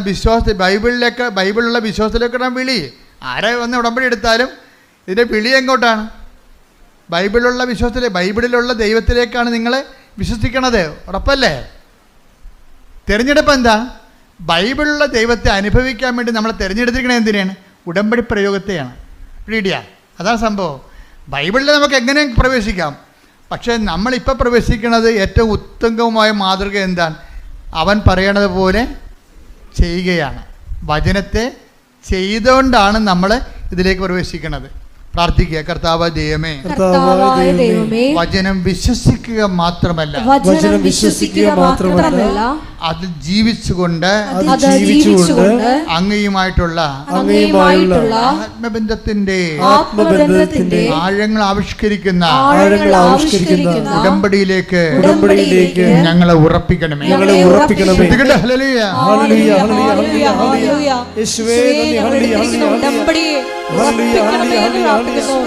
ജീവിത നിലപാടുകളിലൂടെ ഞങ്ങളെ വീണ്ടും വീണ്ടും രാജ്യത്തിലേക്ക് ചേർക്കണമേ എന്ന് പ്രാർത്ഥിക്കുന്നു. പ്രാർത്ഥിച്ചാൽ ഉത്തരവുണ്ട്, യാചിച്ചാൽ മറുപടി, മുട്ടിയാൽ തുറന്നു ചോദിച്ചാൽ ലഭിച്ചിടുമതു നിശ്ചയം. പ്രാർത്ഥിച്ചാൽ ഉത്തരവുണ്ട്, യാചിച്ചാൽ മറുപടി, മുട്ടിയാൽ തുറന്നു ചോദിച്ചാൽ ലഭിച്ചിടുമതു നിശ്ചയം. നിശ്ചയം നിശ്ചയം അതു നിശ്ചയം, വാക്കുപറഞ്ഞവൻ മാറുകില്ല. നിശ്ചയം നിശ്ചയം അതു നിശ്ചയം, വാഗ്ദത്തം തന്നവരകലുമില്ല. പ്രാർത്ഥിച്ചാൽ ഉത്തരവുണ്ട്, യാചിച്ചാൽ മറുപടി, മുട്ടിയാൽ തുറന്നു ചോദിച്ചാൽ ലഭിച്ചിടുമതു നിശ്ചയം. പരിശുദ്ധ പരമദിവ്യകാരുണ്യത്തിന് നേരവും ആരാധനയും സ്തുതിയും പുകഴ്ചയും ഉണ്ടായിരിക്കട്ടെ. അപ്പൊ ഇതിൻ്റെ അകത്ത് വരുന്ന ഒരു ഉറപ്പിക്കലിനായിട്ടുള്ള സമയത്ത് ഒരു ചാഞ്ചാട്ടം ഉണ്ടാകും. ഈ ചാഞ്ചാട്ടമാണ് ഇപ്പോൾ ഇവിടെ നടക്കുന്നത്. സുമറാണിയുടെ ലൈഫിൽ എന്താണ്, കൊച്ചിനെ കിട്ടി, പക്ഷേ അത് കോർണിവായിലായിപ്പോയി. അപ്പോൾ ഡോക്ടർ പറഞ്ഞു എന്ത് ചെയ്യണം, അതെടുത്ത് കളയണമെന്ന് പറഞ്ഞ്. ഇവളത് എടുത്ത് കളയാൻ തയ്യാറല്ല. അവളതിനെന്താ ചെയ്യണത്, ഡോക്ടറിനെ സമർപ്പിച്ചുകൊണ്ട് പ്രാർത്ഥിക്കുകയും. അപ്പോൾ ഡോക്ടറിന് എന്താ വ്യത്യാസം ഉണ്ടായത്, ഡോക്ടർ ഉപരിപഠനത്തിന് സെൻഡ് ചെയ്യും വേറെ രാജ്യങ്ങളിലേക്ക്. അവിടെ നിന്ന് റിസൾട്ട് വരും അവളുടെ പ്രാർത്ഥനയ്ക്ക് ഉത്തരമായിട്ട്. ആ പ്രാർത്ഥനയ്ക്ക് ഉത്തരമായിട്ട് റിസൾട്ട് വരണ കാലത്ത് ഇവൾ ചെയ്യുന്നൊരു കാര്യമുണ്ട്. എന്താ കാര്യം, ടെസ്റ്റിന് വിടുമ്പോൾ സുമറാണ് ചെയ്യണത് എന്താണെന്ന് വെച്ച് കഴിഞ്ഞാൽ, ഉടമ്പടി തൈലം പൊക്കിലിന് താഴെ പെരട്ടും. അതാണ് വിശ്വാസ പ്രയോഗം. മനസ്സിലായില്ലേ? ഇതിലെന്ത് ചെയ്യും, ഉടമ്പടി കാശുരൂപം ഇതൊക്കെ അച്ഛൻ പറഞ്ഞു കൊടുത്താണ് അവരോട്, അല്ലല്ല, അവരുടെ മനസ്സാക്ഷിക്ക് പരിശുദ്ധാത്മ നൽകിയിട്ട് അവർ ചെയ്യുന്ന പ്രയോഗവിധികളാണ്. ഡോക്ടറിൻ്റെയൊക്കെ ടെസ്റ്റ് ഡോക്ടറിനെ സംബന്ധിച്ച് പ്രാർത്ഥിക്കുക മാത്രമല്ല, പിന്നെ പ്രയോഗമാണ് അവർ ചെയ്യണത്. എന്താ ചെയ്യണത്, ഉടമ്പടി തൈലമെടുത്ത് പൊക്കിന് താഴെ പെരട്ടും, വിശ്വാസപ്രമാണം ചൊല്ലി പെരട്ടും. അപ്പോൾ പെരട്ടുമ്പോൾ എന്താ സംഭവം, രണ്ട് കാര്യങ്ങൾ നടക്കും. ഒന്ന്, പ്രയോഗവും നടക്കും, വിശ്വാസപ്രമാണം ചെല്ലുന്നതുകൊണ്ട് പ്രഖ്യാപനവും നടക്കും. വിശ്വാസപ്രമാണം എന്ന് പറയുന്നത് പ്രാർത്ഥനയല്ലല്ലോ, പ്രഖ്യാപനമാണ്, ഇല്ലേ? അതായത് ഉടമ്പടി ആക്ടിവേറ്റ് ചെയ്യുന്ന ഓരോ രീതി നിങ്ങൾ ശ്രദ്ധിക്കണം. ഉടമ്പടി ആക്ടിവേറ്റ് ചെയ്യുന്ന രീതികൾ എന്താണ് ഇവൾ ചെയ്യുന്നത്, ഒന്ന് പ്രാർത്ഥന, രണ്ടാമത്തെ എന്താണ്, പ്രയോഗം. പ്രയോഗത്തിന് മുമ്പ് എന്താ ചെയ്യണത്, വിശ്വാസപ്രമാണം ചെല്ലിയിട്ടാണ് ഇവൾ ഇത് ഉടമ്പടി തൈലം യൂട്ടസിൽ പെരട്ടുന്നത്. പെരട്ടിക്കഴിഞ്ഞതിന് ശേഷം ഇവൾക്ക് മനസ്സിൽ തോന്നും, പരിശുദ്ധാത്മാവ് ഉണ്ടെങ്കിൽ ദൈവം നമ്മളെ ഗൈഡ് ചെയ്യും. പരിശുദ്ധാത്മാവ് പറയും, ഈ പുസ്തകങ്ങളെല്ലാം നീ ഡെയിലി ഒന്ന് കമ്മ്യൂണിക്കൻ്റ് ആയാൽ മതി എന്ന് പറയും. നീ ഡെയിലി കമ്മ്യൂണിക്കൻ്റ് ആകണമെങ്കിൽ കുറച്ചുകൂടി പവർ കിട്ടുമെന്ന് പറയും. എന്നുവെച്ചാൽ ദിവസവും നീ കുർബാന സ്വീകരിക്കണമെന്ന് പറയും. അപ്പോൾ ദിവസവും കുർബാന സ്വീകരിക്കണമെന്ന് പറയും. അപ്പോൾ ദിവസവും കുർബാന സ്വീകരിക്കണമെന്ന് പറയുമ്പോൾ അത് ഉള്ളിൻ്റെ ഉള്ളിൽ നിന്ന് പരിശുദ്ധാത്മ പറയണതാണ്, നീ എല്ലാ ദിവസവും പോയി ഈശോനെ സ്വീകരിക്കുക. നീ ഒരു പ്രയാസത്തിലിരിക്കുകയല്ലേ, പ്രയാസത്തിലിരിക്കുമ്പോൾ ഇപ്പം ഞങ്ങളുടെ രോഗികളാണെങ്കിൽ മരണത്തോട് മല്ലിട്ടാലും ഞങ്ങൾ കൊടുക്കണത് എന്താണ്, കുർബാനയാണ് കൊടുക്കണത്. ഈ സുമറാണിക്ക് ഇപ്പോൾ പറയേണ്ടത്, പരിശുദ്ധാത്മ പറയണത്, ഈ കുർബാന ദിവസവും സ്വീകരിക്കണം. നീ ഒരു ദൈവത്തിന് ഏറ്റവും ആവശ്യമുള്ള സമയമാണ്. അതുകൊണ്ട് ഇതിൻ്റെ ഏറ്റവും ആവശ്യമുള്ള സമയത്ത് പണ്ട് ആവശ്യമെന്നാണ് പണ്ട് കുർബാനയ്ക്ക് പറഞ്ഞുകൊണ്ടിരുന്നത്. ഇപ്പം മരണത്തിനും ആവശ്യമെന്ന് പറയും. രണ്ട് ആവശ്യത്തിൽ പോയെന്ന് പറഞ്ഞു കഴിഞ്ഞാൽ മരണത്തിനും പണ്ടത്തെ ഭാഷയിൽ ആവശ്യമെന്ന് പറയും, കുർബാന കൊടുക്കണതിന് അത്യന്തം എന്നൊക്കെ പറയും. അത്യന്തം ആവശ്യമായിട്ട് വരുന്ന സംഭവമാണ്. ആ സമയത്ത് കുർബാനയാണ് സഭ കൊടുക്കണത്, കർത്താവ് ഈശോനെയാണ് കൊടുക്കണത്. അപ്പോൾ ഈശോനെ കൊടുക്കണ ഒരു ജോലി ഇവൾ പറയണത്, നീ ഈ അത്യന്ത ഘട്ടത്തിലാണ്. സുമറാണിയോട് പറയണത്, നീ ഇപ്പോൾ ഒരു അത്യന്ത ഘട്ടത്തിലാണ്, നിനക്ക് കുഞ്ഞിന് എന്തും സംഭവിക്കാവുന്ന സമയമാണ്. ഇപ്പോൾ വേറെ ഒന്നും ഇവിടെ വിലപ്പോകത്തില്ല, കുർബാന മാത്രമേ വിലപ്പോകത്തുള്ളൂ. അതുകൊണ്ട് നീ കുർബാന മുടക്കരുതെന്ന് പറയും. അപ്പോൾ ഇവൾ എല്ലാ ദിവസവും ഈ വയറും വെച്ച് കുർബാന സ്വീകരിക്കാൻ പോകാൻ പാടാണ്, കുറച്ച് മെഡിക്കൽ റിസ്ട്രിക്ഷൻ ഉള്ള ആളാണ്, എങ്കിലും കുർബാന സ്വീകരിക്കാൻ പോകും. കുർബാന സ്വീകരിച്ച് കഴിയുമ്പോൾ ഈ മുകളിലുണ്ടായിരുന്ന കൊർണീവായിലുണ്ടായിരുന്ന ഫീറ്റസ് നേരെ ഗർഭപാത്രത്തിലേക്ക് ഊർന്നു വീഴും.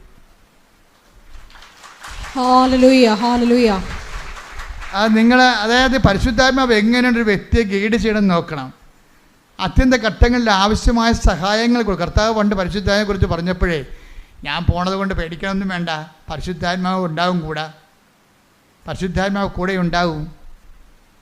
അപ്പം പരിശുദ്ധാത്മാവ് കൂടെ ഉണ്ടാകുമ്പോൾ എന്താണ്, ഇപ്പോൾ ഈ ദിവസങ്ങളിൽ ദാനിയലച്ഛൻ്റെ ഒരു പ്രഭാഷണം ഉണ്ടായിരുന്നു. എന്താ പ്രഭാഷണം എന്ന് വെച്ച് കഴിഞ്ഞാൽ, പരിശുദ്ധാത്മാവ് നിങ്ങൾ ഓർക്കും കരിസ്മാറ്റിക്കാർക്ക് മാത്രമേ കിട്ടത്തുള്ളൂ, അല്ലെങ്കിൽ വിശുദ്ധന്മാർക്ക് മാത്രമേ കിട്ടത്തുള്ളൂ. അതല്ല, തെറ്റായ ധാരണയാണത്. എല്ലാ ജനങ്ങൾക്കും പരിശുദ്ധാത്മാവിനെ കർത്താവ് പറഞ്ഞിരിക്കണ ആരാണ്? എല്ലാം അന്നാളുകളിൽ എൻ്റെ ആത്മാവിനെ ഞാൻ എല്ലാവർക്കും നൽകും. കൈയടിച്ച് ശ്രദ്ധിക്കട്ടെ, ഹല്ലേലൂയ. ഞങ്ങൾ ഉടമ്പടിയിൽ നിങ്ങളോട് പശ്ചാത്തപിക്കണമെന്ന് എല്ലാവരോടും പറഞ്ഞിട്ടുണ്ട്. കത്തോലിക്കരോട് കുമ്പസാരിക്കണമെന്ന് പറഞ്ഞിട്ടുണ്ട് അല്ലേ? അതിൻ്റെ ഒരു ഉദ്ദേശം എന്താ? പരിശുദ്ധാത്മാവിനെ ഓൺലൈനിലേക്ക് ആക്ടിവേഷൻ ചെയ്യുകയാണ്. നിങ്ങൾക്കൊരു ധർമ്മസങ്കടം വന്ന സമയത്ത് നിങ്ങളെ സഹായിക്കാൻ ആരും ഉണ്ടാകത്തില്ല. ആരുണ്ടാവും? സുബ്രാണിയോട് പറഞ്ഞില്ലേ, ഈശോനെ സ്വീകരിക്കും, ദിവസവും പോയി. അതാരാ പറഞ്ഞു കൊടുത്തിരിക്കണത്? പരിശുദ്ധാത്മ പറഞ്ഞിരിക്കണത്. അപ്പോൾ ദിവസവും ഈശോനെ പോയി. ഇനി അത്യന്ത ഘട്ടങ്ങളിൽ വരുമ്പോൾ നമുക്ക് നിർദ്ദേശങ്ങൾ കിട്ടണം. ഇപ്പം നിങ്ങൾ അവർ മരിച്ചു, ഇവർ മരിച്ചു, എന്നെ നോക്കാനും ആരുമില്ല, ഞാൻ കഷ്ടപ്പാടാണ്, ഞാൻ ഒത്തിരി പേര് സഹായിച്ചു, എനിക്കൊരു ആവശ്യം വന്നപ്പോൾ സഹായിക്കാൻ ഒരു പട്ടിയുമില്ല, ഇങ്ങനെയൊക്കെ പല്ലുചക്കാത്ത വർത്തമാനം പറഞ്ഞിരുന്നൊരു കാര്യമില്ല. നിങ്ങൾക്ക് ദൈവത്തിന് ഒപ്പിച്ച് ജീവിക്കാത്തവൻ ഇങ്ങനെയുള്ള പിച്ചും പേയും മരണം വരെ പറഞ്ഞുകൊണ്ടേ വരും. ഓർത്തേക്കുക, നീ ഒരിക്കൽ ക്രിസ്തുവിനെ സ്വീകരിച്ച പിന്നെ നിന്നെ ക്രിസ്തുവിനെ മാത്രം മതി. കാര്യം എന്താണ്? അവൻ എന്തിനും മതിയായവനും എന്തിനും പോന്നവനുമാണ്. ശ്രുതികട ഹല്ലേലൂയ. ഹല്ലേലൂയ, ഹല്ലേലൂയ. യേശുവേ നന്ദി, ഹല്ലേലൂയ, ഹല്ലേലൂയ, ഹല്ലേലൂയ, ഹല്ലേലൂയ, ഹല്ലേലൂയ. യേശുവേ സ്തുതി, ഹല്ലേലൂയ. എനിക്കായി കരുതുന്നവൻ, ഭാരങ്ങൾ വഹിക്കുന്നവൻ, എനിക്കായി കരുതുന്നവൻ, ഭാരങ്ങൾ വഹിക്കുന്നവൻ, എന്നെ കൈവിടാത്തവൻ, യേശുവൻ കൂടെയുണ്ട്. എന്നെ കൈവിടാത്തവൻ, യേശുവൻ കൂടെയുണ്ട്. പരീക്ഷ എന്നെ ദൈവം അനുവദിച്ചാൽ പരിഹാരം എനിക്കായി കരുതിയിട്ടുണ്ട്. പരീക്ഷ എന്നെ ദൈവം അനുവദിച്ചാൽ പരിഹാരം എനിക്കായി കരുതിയിട്ടുണ്ട്. എന്തിനൊന്നു ചോദിക്കില്ല ഞാൻ, എന്റെ നന്മയ്ക്കായി അറിയുന്നു ഞാൻ. എന്തിനൊന്നു ചോദിക്കില്ല ഞാൻ, എന്റെ നന്മയ്ക്കായി അറിയുന്നു ഞാൻ. പരിശുദ്ധ പരമദിവ്യകാരുണ്യത്തിന് ആരാധനയും സ്തുതിയും പുകഴ്ചയും ഉണ്ടായിരിക്കട്ടെ. അപ്പോൾ ഈ സുമയുടെ ഒരു നിലപാടെന്ന് പറയാൻ എന്താണ്? സുമറാണിയുടെ ഒരു നിലപാട് ഉടമ്പടി ജീവിതമല്ലേ. അവളെന്താ പറഞ്ഞത് ഭർത്താവിനോട്? നമുക്ക് കർത്താവ് കുഞ്ഞിനെ തന്നില്ലെങ്കിലും നമ്മൾ ഉടമ്പടി എടുക്കണത് എന്തിനാണ്? ഉടമ്പടിയിൽ ജീവിക്കാനാണ്. എന്താ കാര്യം? അവൾ ആ വചനത്തിൽ വേരൂന്നി വളരാൻ, അതാണ് ഉടമ്പടിയുടെ ലക്ഷ്യമെന്ന് അവൾ ഗ്രഹിച്ചിരിക്കുന്നത്. അതുകൊണ്ട് തനിക്കൊരു അനുഗ്രഹം കിട്ടിയില്ലെന്നവൻ്റെ പേരിൽ ദൈവത്തെ പ്രതിസ്ഥാനത്ത് നിർത്താൻ അവൾ തയ്യാറല്ല. ഒരു ആധ്യാത്മിക ജീവിതത്തിനെ അവൾ വിശ്വാസം കൊണ്ട് ജാമ്യത്തിലെടുക്കുകയാണ്. കൈയടിക്കട്ടെ. Hallelujah, hallelujah. മഹത്വം, മഹത്വം. യേശുവേ നന്ദി, ഹല്ലേലൂയ, ഹല്ലേലൂയ. വിശ്വാസത്തിനാൽ നീതിമാൻ ജീവിക്കും, വിശ്വാസിയെ പതരാതെ, വിശ്വാസിയെ പതരാതെ. വിശ്വാസത്തിനാൽ നീതിമാൻ ജീവിക്കും, വിശ്വാസിയെ പതരാതെ, വിശ്വാസിയെ പതരാതെ, വിശ്വാസിയെ പതരാതെ, വിശ്വാസിയെ പതരാതെ, വിശ്വാസിയെ പതരാതെ, വിശ്വാസിയെ പതരാതെ. വിശ്വാസത്തിനാൽ നീതിമാൻ ജീവിക്കും, വിശ്വാസിയെ പതരാതെ, വിശ്വാസിയെ പതരാതെ. പരിശുദ്ധ പരമദിവ്യകാരുണ്യത്തിന് ആരാധനയും സ്തുതിയും പുകഴ്ചയും ഉണ്ടായിരിക്കട്ടെ. അപ്പോൾ വിശ്വാസം എന്തുകൊണ്ടാണ് പതറാത്തത്?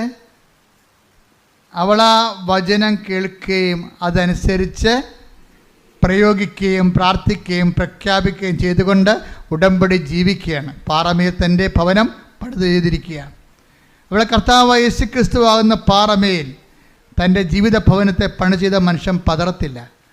നിൻ്റെ വിളിയും തിരഞ്ഞെടുപ്പും ഉറപ്പിക്കുന്ന ഉത്സാഹം കാണിക്കാൻ വേണ്ടി 2:10 പറയുമ്പോൾ അവൾ പതറാതെ തൻ്റെ വിളിയും തിരഞ്ഞെടുപ്പും വചനം പാലിച്ചുകൊണ്ട് ഉറപ്പിക്കുകയാണ്.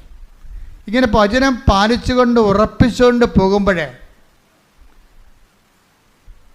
നമ്മുടെ ജീവിതത്തിലെ അഭ്യൂഹങ്ങളോ മറ്റുള്ളവരുടെ വർത്തമാനങ്ങളോ മറ്റുള്ളവരുടെ സംസാരങ്ങളോ, ഇപ്പം എൻ്റെ മുന്നിലെ ആയിരങ്ങളും എൻ്റെ ഇടതുവശത്ത് 10,000-ങ്ങളും എൻ്റെ വലതുവശത്ത് 1000-ങ്ങളും മരിച്ചു വീഴാം എന്ന് പറഞ്ഞില്ലേ? സങ്കീർത്തനം എന്താ പറയണത്? ടേക്ക് ദ വേർഡ് ഓഫ് 91 സങ്കീർത്തനം ശ്രദ്ധിക്കട്ടെ. ഹല്ലേലൂയ ഹല്ലേലൂയ യേശുവേ നന്ദി. ഹല്ലേലൂയ ഹല്ലേലൂയ ഹല്ലേലൂയ ഹല്ലേലൂയ ഹല്ലേലൂയ യേശുവേ സ്തുതി. ഹല്ലേലൂയ ഹല്ലേലൂയ ഹല്ലേലൂയ ഹല്ലേലൂയ യേശുവേ നന്ദി. ഹല്ലേലൂയ ഹല്ലേലൂയ 91:7 സങ്കീർത്തനം 91:7. നിന്റെ പാർശ്വങ്ങളിൽ 1000 മരിച്ചു വീണേക്കാം. പറഞ്ഞേ, നിന്റെ പാർശ്വങ്ങളിൽ 1000 മരിച്ചു വീണേക്കാം. നിന്റെ വലതുവശത്ത് 10,000 എങ്കിലും നിനക്കൊരനർത്ഥവും സംഭവിക്കത്തില്ല. അതായത് ദൈവത്തിൻ്റെ വചനത്തില് അവൻ പറയണത് പോലെ ചെയ്തുകൊണ്ട് ഉടമ്പടി ജീവിച്ചുകൊണ്ട് പോകുമ്പോൾ പലർക്കും പല അനുഭവങ്ങളാകാം. അതൊന്നും കണ്ടിട്ട് നമ്മൾ പതറത്തില്ല. കാര്യം എന്താ? ഈ ഭവനം വെള്ളപ്പൊക്കമുണ്ടായി, മഴ പെയ്തു, കാറ്റടിച്ചു, വെള്ളപ്പൊക്കമുണ്ടായി, കാറ്റടിച്ചു, മഴ പെയ്തു, വെള്ളപ്പൊക്കമുണ്ടായി. അത് ആ ഭവനത്തുമ്മൽ ആഞ്ഞടിച്ചു, അത് വീണു പോയില്ല. കാരണം അത് പാറമേൽ സ്ഥാപിതമാണെന്ന് ഈശോ പറയുമ്പോൾ ഉടമ്പടി ജീവിതത്തിൻ്റെ ഒരു നിദർശനമാണ്. കൈയടിച്ച് ശ്രദ്ധിക്കട്ടെ. ഉറപ്പിക്കുന്ന കാലത്ത് ഇതുപോലെ മഴയനുഭവങ്ങളുണ്ടാവും, കാറ്റനുഭവങ്ങളുണ്ടാവും. നമ്മുടെ ഭവനത്തിന്മേൽ അടിച്ചു വീണ ജപ്തി നടപടി പോലെയുള്ള ഭവനത്തിന് കുലുക്കണ അനുഭവങ്ങളുണ്ടാവും. അതാണ് ഈശോ പറഞ്ഞിരിക്കുന്നത്. മത്തായി 7:27. മഴ പെയ്തു, മഴ പെയ്തു, വെള്ളപ്പൊക്കമുണ്ടായി, കാറ്റൂതി, അത് ഭവനത്തിന്മേൽ ആഞ്ഞടിച്ചു, അത് വീണുപോയി, അതിന്റെ വീഴ്ച വലുതായിരുന്നു. അതാരെ കുറിച്ച് പറയണതാണ്? വചനം കേൾക്കുക, അതനുസരിച്ച് ജീവിക്കാതിരിക്കുകയും ചെയ്യുന്നവരാണ് വീണു പോണത്. ജീവിക്കുന്നവര് ഇപ്പം ഈ ദിവസങ്ങളിൽ മഴ പെയ്ത് വെള്ളപ്പൊക്കം ഉണ്ടായെന്നൊക്കെ പറഞ്ഞിട്ട് സാക്ഷ്യം പറഞ്ഞിട്ടുണ്ട്. മഴ പെയ്ത് വെള്ളപ്പൊക്കം ഉണ്ടായി, എൻ്റെ ഭവനത്തിൽ ആഞ്ഞടിച്ചു, ഞാൻ വീണു പോയില്ലെന്ന് പറയുന്ന അർത്ഥത്തിലൊരു സാക്ഷ്യം പറഞ്ഞിട്ടുണ്ട്. ആ സാക്ഷ്യം അശ്വതി ചന്ദ്രനാണ് പറഞ്ഞിരിക്കുന്നത്. അശ്വതി എന്താ സാക്ഷ്യം എന്ന് വെച്ചാൽ അവർ 3 സ്ഥലങ്ങളിൽ അവർ പരീക്ഷ എഴുതും. 3 സ്ഥലങ്ങളിൽ, പോലീസിൽ, പിന്നെ ഫോറസ്റ്റ് ബീറ്റ്സിൽ, അത് ഫോഴ്സാണ്, പിന്നെ ഫയർഫോഴ്സിൽ. അപ്പോൾ ഈ 2 സ്ഥലങ്ങളിലും തോറ്റു. എവിടെ തോക്കും? പോലീസിലും അവരുടെ ടെസ്റ്റിന് തോക്കും, അതുപോലെ തന്നെ ഫോറസ്റ്റ് ബീറ്റ്സിലും തോറ്റുപോകും പരീക്ഷ. ഇനി ഓരോരുത്തർ മാത്രമാണ് കരകയറണത്. അവിടെ എവിടെയാണെന്ന് വെച്ച് കഴിഞ്ഞാൽ അതിൻ്റെ പക്ഷേ ടെസ്റ്റ് ഉണ്ട്. അതിന് ആളെ ക്വാളിഫൈഡായി, പക്ഷേ ഇനി ഇൻ്റർവ്യൂവും ടെസ്റ്റും ഉണ്ട്. പക്ഷേ അത് ഫയർഫോഴ്സിലാണ്. അത് ഫയർഫോഴ്സിലാണ്. ഫയർഫോഴ്സിൽ ക്വാളിഫൈഡായി, പക്ഷേ ഇനി എന്താ ഉള്ളത്? ഇൻ്റർവ്യൂ ടെസ്റ്റും ഉണ്ട്. അപ്പോൾ ടെസ്റ്റ് ഉണ്ടപ്പോഴേ ഇവൾക്ക് തോന്നി, എത്രയെന്ന് ഇവൾ പറയുന്നുണ്ട്, വർക്ക് ഈസ് വർഷിപ്പ് എന്ന് ചില ആൾക്കാർ പറയത്തില്ലേ. ഇവിടെ ഈ അശ്വതി പറയണത്, ഞാൻ എൻ്റെ ജീവിതത്തിൽ ചിന്തിച്ചില്ല, പറവൂരുകാരത്തെയാണ്, കൊല്ലവാണെന്ന് തോന്നണം. അതായത് എൻ്റെ ജീവിതത്തിൽ ഞാൻ ചിന്തിച്ചിരുന്നത് എൻ്റെ വർക്കിലാണ് ഞാൻ ആശ്രയിച്ചിരുന്നത്. ഞാൻ നല്ലവണ്ണം എൻ്റെ ക്വാളിഫിക്കേഷൻ, എൻ്റെ കഴിവ്, അതാണ് സത്യം.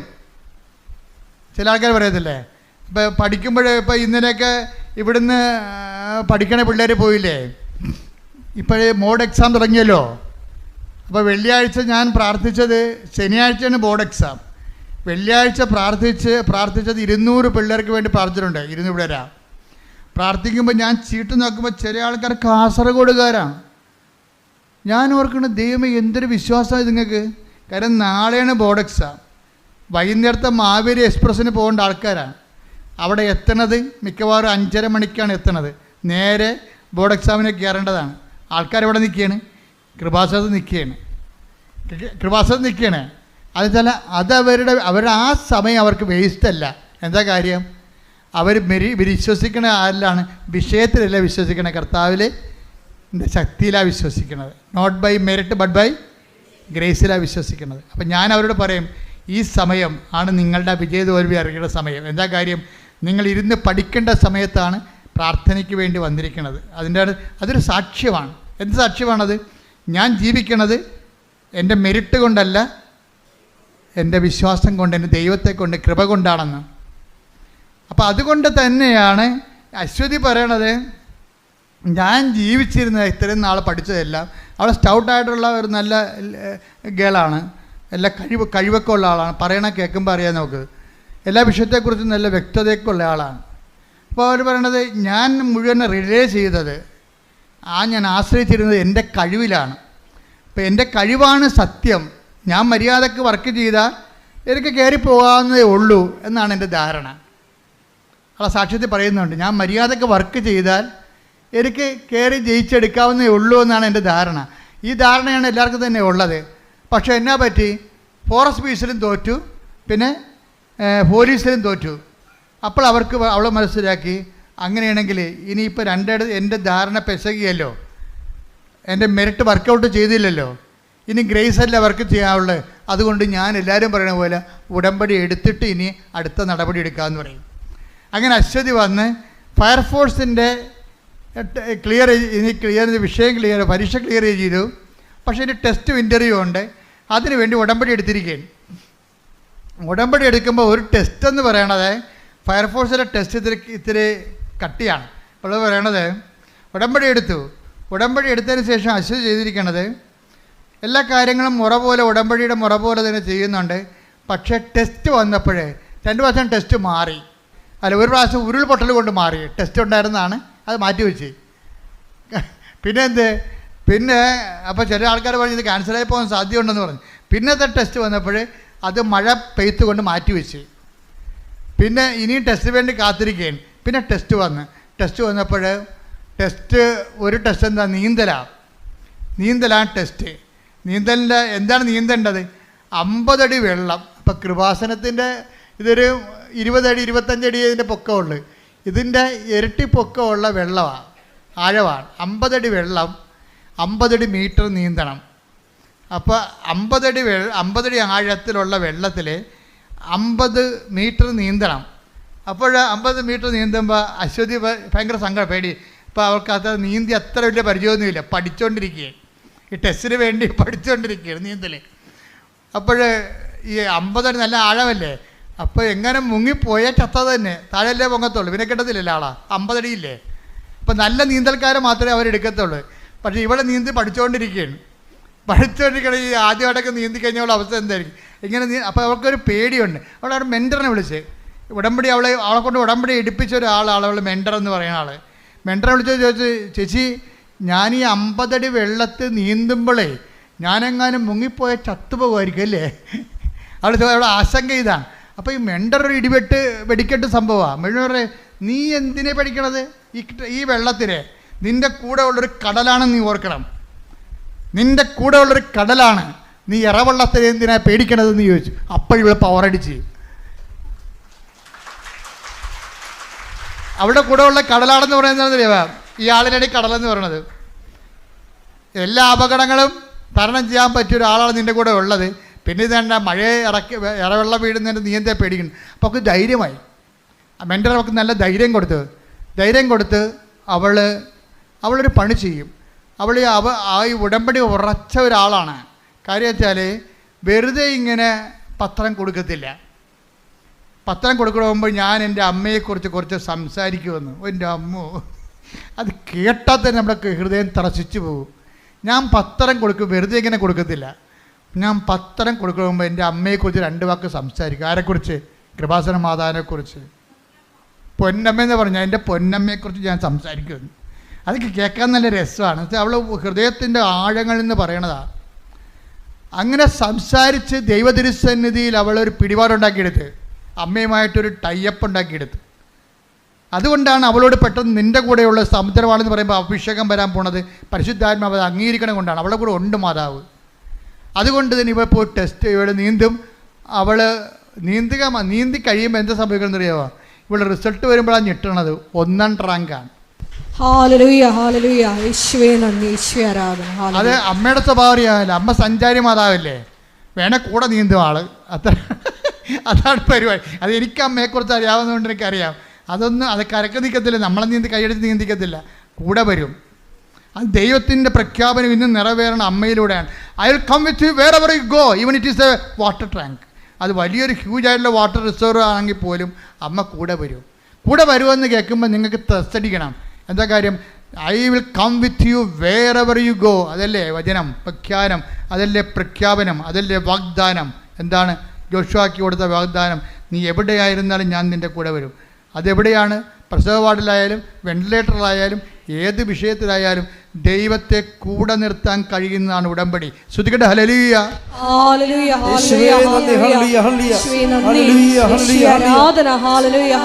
പരിശുദ്ധ പരമ ദിവ്യകാരുണ്യത്തിന് നമ്മൾ പകച്ചു പോണത് ഈ പെൺകുട്ടി പറയുന്ന വചനങ്ങളുടെ ഒരു പ്രഘോഷണത്തിലാണ്. ഇവിടെ പറയണത് ഞാൻ ഇതൊക്കെ ചെയ്യണമുണ്ടല്ലോ, എനിക്കൊരു തിരിച്ചറിവുണ്ട്. എന്താണത്? അത് 1 കൊരിന്ത്യൻസ് 15:10 എൻ്റെ തിരിച്ചറിവെന്ന്. Take the bed of God. 1 Corinthians 15:10. ശ്രുതികട്ടെ ഹല്ലേലൂയ ഹല്ലേലൂയ ഹല്ലേലൂയ ഹല്ലേലൂയ. യേശുവേ നന്ദി. ഹല്ലേലൂയ ഹല്ലേലൂയ. യേശുവേ സ്തുതി. ഹല്ലേലൂയ ഹല്ലേലൂയ ഹല്ലേലൂയ. 1 കൊരിന്തോസ് 15:10. ഞാൻ എന്തായിരിക്കുന്നുവോ, കേട്ടോ, എന്താണ് ഞാൻ എന്തായിരിക്കുന്നുവോ അത് ദൈവകൃപയാലാണ്. അത് ദൈവകൃപയാലാണ്.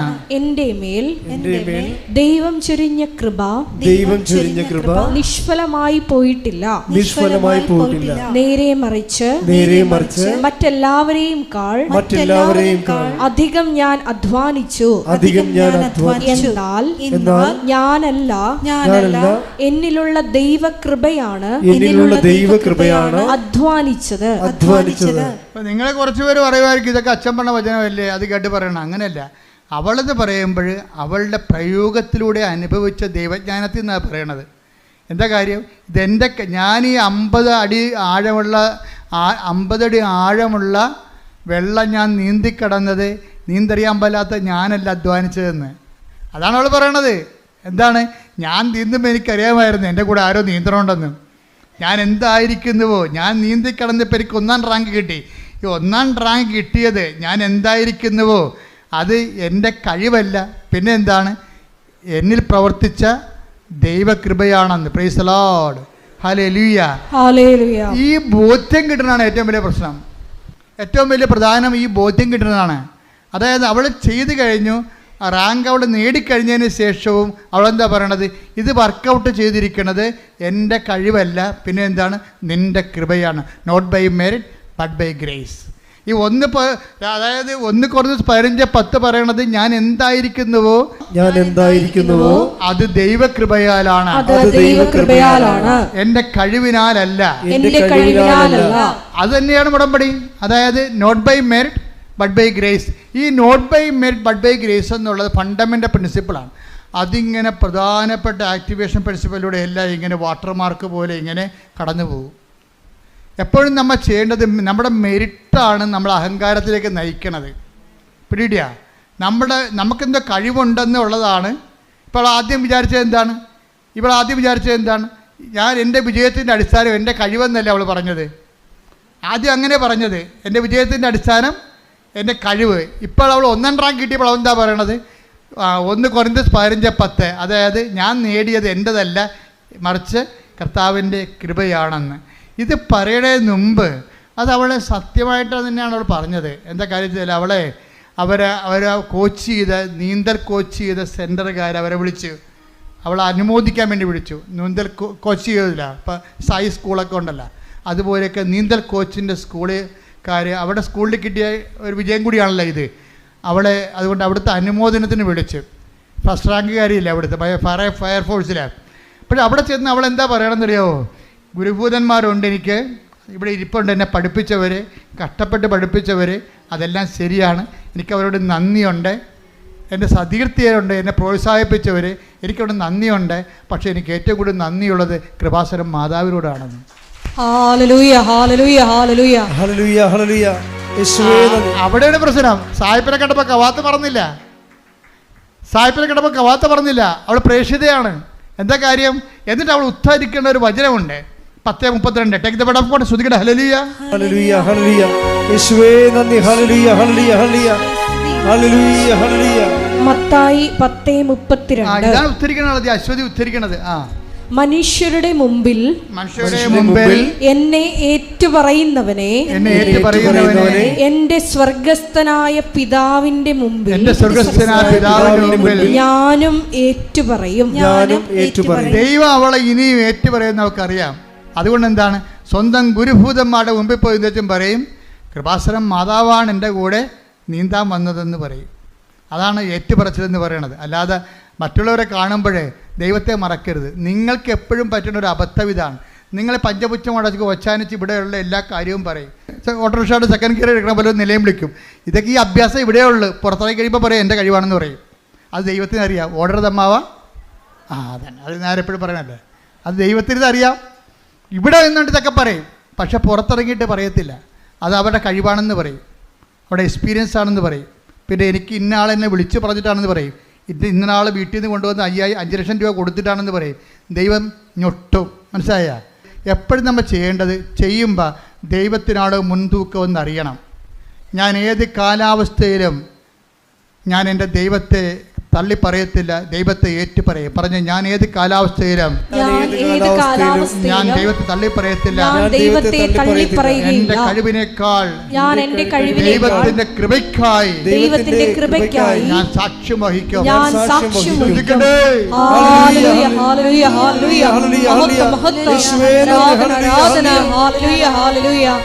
പരിശുദ്ധ പരമ ദിവ്യകാരുണ്യത്തിന് ആരാധനയും സ്തുതിയും പുകഴ്ചയും ഉണ്ടായിരിക്കട്ടെ. കർത്താവിൻ്റെ ജീവിതം ഇളകുന്ന കാലം ഉണ്ടായിരുന്നു.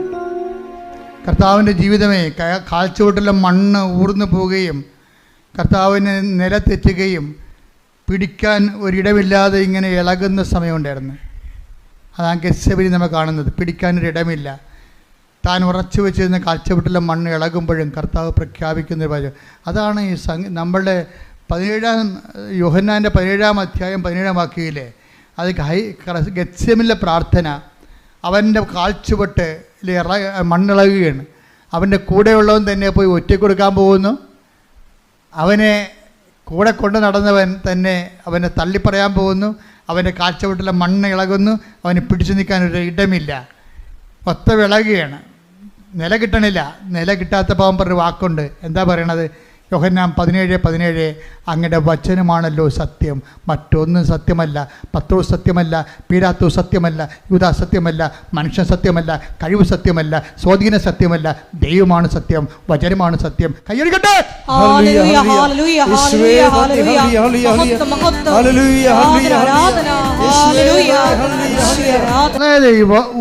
അതായത് കർത്താവിന്റെ 17 വായിച്ച യോഹന്നാൻ 17:17 ഹല്ലേലൂയ ഹല്ലേലൂയ ഹല്ലേലൂയ ഹല്ലേലൂയ. യോഹന്നാൻ 17:17 അവരെ അങ്ങ് സത്യത്താൽ വിശുദ്ധീകരിക്കണമേ. അവിടുത്തെ വചനമാണ് സത്യം. പറഞ്ഞേ, അവിടുത്തെ വചനമാണ് സത്യം. ഒന്ന് പറഞ്ഞേ, അവിടുത്തെ വചനമാണ് സത്യം. ഒന്നുകൂടി പറഞ്ഞേ, അവിടുത്തെ വചനമാണ് സത്യം. ഒന്നുകൂടി പറഞ്ഞേ, അവിടുത്തെ വചനമാണ് സത്യം. കൈയടിച്ച് പറഞ്ഞേ, അവിടുത്തെ വചനമാണ് സത്യം. അവിടുത്തെ വചനമാണ് സത്യം. അവിടുത്തെ വചനമാണ് സത്യം. സത്യത്താൽ വചനത്താൽ ഞങ്ങളെ വിശുദ്ധീകരിക്കണമേ, ശക്തീകരിക്കണമേ, വഴി നടത്തണമേ. ഹല്ലേലൂയ.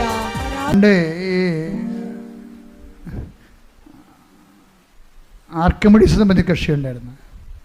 ആർക്കിമിഡീസ് നമ്മളൊക്കെ 3-ാം ക്ലാസ്സിൽ 8-ാം ക്ലാസ്സൊക്കെ പഠിക്കാറുണ്ട്. അതായത് പണ്ടത്തെ, ഇപ്പോൾ എങ്ങനെയാണെന്ന് അറിയത്തില്ല. ആർക്കിമിഡീസ് ഒരിക്കൽ, അത് ഈശോയുടെ കാലത്തിന് മുമ്പ് ഒരു 280 കൊല്ലത്തിന് മുമ്പ് ജീവിച്ച ഒരാളാണ്. ഗ്രീക്ക് ഫിലോസഫറാണ്, ശാസ്ത്രജ്ഞ, ഫിസിക്സ് ഊർജ്ജതന്ത്രജ്ഞൻ കൂടിയാണ്. അദ്ദേഹം വെയിറ്റ് കണ്ടുപിടിക്കുമ്പോൾ ആദേശ സിദ്ധാന്തം എന്ന് നമ്മൾ പറയും മലയാളത്തിൽ. അപ്പോൾ അദ്ദേഹം പറഞ്ഞു, വേറെ ആദേശം എന്ന് വെച്ചാൽ ഒരു ലിക്വിഡ് കണ്ടൻറ്റിലെ വേറെ ഒരു മാറ്റർ നമ്മൾ ഫിക്സ് ചെയ്ത് കഴിഞ്ഞാൽ അതിന് ആദേശം ചെയ്യുന്ന വെള്ളത്തിൻ്റെ വെയിറ്റിൻ്റെ അനുപാതവും ഈ നമ്മളവിടെ ഇതിൻ്റെ അകത്ത് കണ്ടൻറ്റ് താത്തി വെച്ചിരിക്കുന്ന മാറ്ററിൻ്റെ വെയിറ്റും സെയിം ആണെന്നാണ് ഈ ആർക്കിമിഡീസ് പ്രിൻസിപ്പിൾ എന്ന് പറയുന്നത്. അപ്പോൾ ഇദ്ദേഹം വേറൊരു കാര്യം പറഞ്ഞ് ഞാൻ ഫിലോസഫി പഠിച്ചിട്ടുണ്ട്. ആർക്കിമിഡീസ് പറഞ്ഞാണ്, അതായത് give me a first spot to stand, I will move the earth. അത് പുള്ളി പറഞ്ഞതാണ്. എന്ന് വെച്ചാൽ എനിക്ക് ഈ ഭൂമിയിൽ ഉറപ്പോടെ കാല് കുത്താൻ പറ്റിയ ഒരു ഇടം കാണിച്ചതാണ്, ഞാൻ ഈ ലോകത്തെ മാറ്റാമെന്ന് പറഞ്ഞു. ഞാൻ ഇപ്പോൾ എന്താ ഇത് പറയാൻ കാരണം എന്ന് പറയും, ഈ യോഹന്നാൻ 17:17 ഈശോ എന്താ പറഞ്ഞത്? ഈശോയ്ക്ക് കാല് ഉറക്കാത്തൊരു സമയമാണ്. 10 ദിവസം തള്ളിപ്പറഞ്ഞു ഓൾറെഡി തള്ളിപ്പറയാൻ പോകുന്നു. യൂദാസ് ഒറ്റിക്കൊടുക്കാൻ പോകുന്നു. ജനക്കൂട്ടം മുഴുവനും കർത്താവിന് കൈയൊഴിയാൻ പോകുന്നു. പിതാവ് വരെ കുരിശിൽ കൈയൊഴിയാൻ പോകുന്നു. ഒരു പിടുത്തം കിട്ടണില്ല. ഈ ഒരു പിടുത്തവും ജീവിതത്തിൽ കിട്ടാൻ നിൽക്കുമ്പോൾ പറയുന്ന വാക്കാണ് 17:17. എന്താണ്? എല്ലാം മിഥ്യയാണ്, അങ്ങയുടെ വചനമാണ് സത്യം. എനിക്ക് ഉറപ്പിച്ച് കാലുറച്ച് നിൽക്കാൻ, എൻ്റെ ജീവിതത്തിൽ എനിക്ക് പിടിവിട്ടു പോകുമ്പോഴേ പിടിക്കാനുള്ള ഉറച്ചു നിൽക്കാനുള്ള ഇടമാണ് യോഹന്നാൻ 17:17 അങ്ങയുടെ വചനമാണ് സത്യമെന്ന്. അതുകൊണ്ടാണ് ഉടമ്പടി വരുമ്പോൾ എന്താ നമ്മൾ ചെയ്യണത്? ഈ ഉറപ്പുള്ള തറയിലേക്ക് നമ്മുടെ ജീവിതം മാറ്റുക. ഈ വചനം അനുസരിച്ച് നമ്മൾ ജീവിക്കുന്നതിലൂടെ നമ്മളെന്താ സംഭവിക്കണത്? പാറമേ ഭവനം ചെയ്ത ബുദ്ധിമാനായ സ്ത്രീയായ മനുഷ്യനായിട്ട് പുരുഷനായിട്ട് മാറുകയും, അതായത് വചനം പാലിക്കുക വഴി നമുക്ക് നില കിട്ടാത്ത ഒരു ജീവിത സാഹചര്യം, കുടുംബമാണ്, വിവാഹം പിരിയാൻ പോകുന്നു, മക്കളില്ല, ജപ്റ്റ് വരാൻ പോകുന്നു, PR ഇല്ല, വിസ വീണ്ടും പുതുക്കി കിട്ടണില്ല, നാട്ടിലേക്ക് തിരിച്ചു പോരാൻ പോകുന്നു, കടക്കാർ നമ്മൾ വളയുന്നു, ഇങ്ങനെയുള്ള ഒത്തിരിയേറെ നില കിട്ടാത്ത ജീവിത പ്രശ്നങ്ങളുണ്ട്. അവിടെയെല്ലാം അതിനേക്കാൾ ക്രൂഷ്യലായിട്ടുള്ള ടൈമിലാണ് ഈശോ ഈ വാക്ക് പറയണത്. അല്ല, ഈശോ മലമുകളിൽ നിന്നുകൊണ്ട് അവസാനത്തെ ജനക്കൂട്ടം വരുമ്പോൾ ആത്മനാ ദാരിദ്ര്യമുള്ള ഭാഗ്യവാന്മാർ, അവർ ഹൃദയശുദ്ധിയുള്ള ഭാഗ്യവാന്മാർ ദൈവത്തെ കാണും, അങ്ങനെ പറയുന്നൊരു കാലാവസ്ഥ ആംബിയൻസ് അല്ല അവിടെ ഉള്ളത്. മറിച്ച് പിടിവിട്ട് പോയിരിക്കുക, നിലയില്ലാതെ പോയിരിക്കുമ്പോൾ പറയണ പ്രഖ്യാപനമാണ്. എന്താണ്? ഈ അവസ്ഥയിൽ അങ്ങയുടെ വചനമാണല്ലോ സത്യം. ഈ അവസ്ഥയിൽ, അതായത് ജീവിതത്തിൻ്റെ ദുരിത അവസ്ഥകളിൽ, കൈവിട്ടു പോകുന്ന നിലയില്ലാത്ത അവസ്ഥകളിൽ വചനമാണ് നമ്മുടെ മുമ്പിൽ സത്യമായിട്ട് നിൽക്കുന്നത്. അതുകൊണ്ട് തന്നെ ആ വചനം പാലിച്ച് ജീവിക്കുക വഴി നമ്മൾ മത്തായി 7:25 പ്രവേശിക്കുകയാണ്. എന്താണ്? മഴ പെയ്ത് വെള്ളപ്പൊക്കമുണ്ടായി, 7:27 അത് ഭവനത്തിൽ ആഞ്ഞിരച്ചു, അത് വീണില്ല. കാര്യമെന്താണ്? അത് പാറമേ സ്ഥാപിതമായിരുന്നു. ഉടമ്പടി ഉറപ്പിക്കണത് ഇങ്ങനെയാണ്. വചന എന്തെല്ലാം വിഷയങ്ങളുണ്ടായ ചെയ്തത് അങ്ങനെയാണ്, സുമറാണി ചെയ്ത അതാണ്. എന്താണ്? അവരാ വചനത്തിൽ തന്നെ വേരൂന്നി അതിന് പ്രേഷിതരായി വചനത്തിന് പാദസേവ ചെയ്ത് അതിന് ജീവിതസാക്ഷ്യം നൽകി വചനത്തെ മനുഷ്യരുടെ മുമ്പിൽ ഏറ്റുപറഞ്ഞ് അത് എല്ലാ കാലഘട്ടങ്ങളിലും പ്രാർത്ഥന, പ്രയോഗം, പ്രഖ്യാപനങ്ങളിലൂടെ ഉടമ്പടി അങ്ങനെ ജീവിച്ചവരാണ് അശ്വതിയും അതുപോലെ തന്നെ സുമറാണിയും. നമുക്ക് മുമ്പിൽ വരുന്ന സാക്ഷ്യങ്ങൾ ഇതുപോലെ ഉടമ്പടി ജീവിച്ചവരുടെ സാക്ഷ്യമാണ്. ഉടമ്പടി എന്തിനാണെന്ന് ചോദിച്ചാൽ സുമറാണി പറയും, ഉടമ്പടി എന്തെങ്കിലും കാര്യങ്ങൾ നടക്കുക എന്നതിനേക്കാൾ ഉടമ്പടി ജീവിക്കാനുള്ളതാണ്. എന്താണ് അശ്വതി എന്താ പറയണത്? വചനം എന്തിനാണെന്ന് ചോദിച്ചു കഴിഞ്ഞാൽ, വചനം എന്ന് പറയുന്നത് നമ്മുടെ കഴിവുകൾ, അതല്ല സത്യം. ഞാൻ അങ്ങനെ ധരിച്ചിരുന്നു, പക്ഷേ എനിക്ക് മനസ്സിലായി എൻ്റെ കഴിവല്ല, ഞാൻ എന്തായിരിക്കുന്നുവോ 1 കൊരിന്ത്യസിൻ്റെ 15:10 അത് കർത്താവിൻ്റെ കൃപയാണ്. ഞാൻ അധ്വാനിച്ചത് ഞാൻ ആ കൃപയാൽ അധ്വാനിച്ചുകൊണ്ട് ജീവിതത്തിൻ്റെ പ്രതിസന്ധികളെയും പ്രതിരോധങ്ങളെയും പ്രതിരോധിക്കാൻ വേണ്ടിയുള്ള ദൈവിക നടപടിക്രമമാണ് ഉടമ്പടിയെങ്കിൽ ആ ഉടമ്പടി ഉറച്ചു നിൽക്കാൻ വേണ്ടി കർത്താവിൻ്റെ പരിശുദ്ധ അമ്മയുടെ മധ്യസ്ഥതയിൽ ഞാൻ നിങ്ങളെ ആശീർവദിക്കുന്നു. ശ്രദ്ധിക്കട്ടെ. ഹല്ലേലൂയ, ഹല്ലേലൂയ, യേശുവേ നന്ദി, ഹല്ലേലൂയ, ഹല്ലേലൂയ, ഹല്ലേലൂയ, ഹല്ലേലൂയ, ഹല്ലേലൂയ, യേശുവേ സ്തുതി, ഹല്ലേലൂയ, ഹല്ലേലൂയ, ഹല്ലേലൂയ, ഹല്ലേലൂയ, ഹല്ലേലൂയ, ഹല്ലേലൂയ, യേശുവേ നന്ദി, ഹല്ലേലൂയ, ഹല്ലേലൂയ. പരിശുദ്ധ പരമദിവ്യകാരുണ്യത്തിന് എന്നേരവും ആരാധനയും സ്തുതിയും പുകഴ്ചയും ഉണ്ടായിരിക്കട്ടെ. എൻ്റെ പ്രിയപ്പെട്ടവരെ, രോഗസൗഖ്യ പ്രാർത്ഥനയിലേക്ക് പ്രവേശിക്കുകയാണ്. നമ്മൾ അച്ഛനെ മിക്സ് ചെയ്തായിരിക്കും പ്രാർത്ഥിക്കാൻ പോകുന്നത്. ഓരോരോ വിഷയങ്ങൾ കർത്താവിൻ്റെ ആത്മാവ് എനിക്ക് നൽകുന്ന അനുസരിച്ചുകൊണ്ട് ചിലപ്പോൾ ജോലി പ്രാർത്ഥിക്കും, ചിലപ്പോൾ രോഗങ്ങൾ പ്രാർത്ഥിക്കും, ചിലപ്പോൾ ജീവിത പ്രശ്നങ്ങൾ പ്രാർത്ഥിക്കും, ചിലപ്പോൾ നിങ്ങൾക്കൊരു എത്തും പിടിയും കിട്ടാത്തൊരു ജീവിതാവസ്ഥയിൽ നിങ്ങൾ മുങ്ങിപ്പൊങ്ങുകയാണെങ്കിൽ നിങ്ങൾക്ക് സ്ഥിരമായി ഉറച്ചു നിൽക്കാൻ വേണ്ടിയുള്ള വിശ്വാസം വേണ്ടി പ്രാർത്ഥിക്കും. അങ്ങനെ വ്യത്യസ്തമായ മേഖലകളിലേക്ക് ദൈവം ഈ സമയത്ത് നമ്മളെ ദൈവം ഇവിടം വരെ കൊണ്ടുവന്നിട്ടുണ്ടെങ്കിൽ അത് ദൈവമാണ് കൊണ്ടുവന്നതെന്ന് നമുക്കൊരു ബോധം ഉണ്ടാകണം. നിങ്ങൾ തനിയെ വന്നാണെന്ന് വിചാരിക്കരുത്. വീഡിയോ തനിയെ വരാൻ പറ്റിയൊരവസ്ഥ അല്ല ഇത്. വളരെ മോശപ്പിടിച്ചൊരവസ്ഥയിൽ നിങ്ങൾ വരുമ്പോൾ തനിയെ വന്നതല്ല, ദൈവം നിങ്ങളെ തളർന്നെങ്കിലും എടുത്തുകൊണ്ട് വന്നതാണ്. കൈയടിക്കട്ടെ, ശ്രുതിക്കട്ടെ.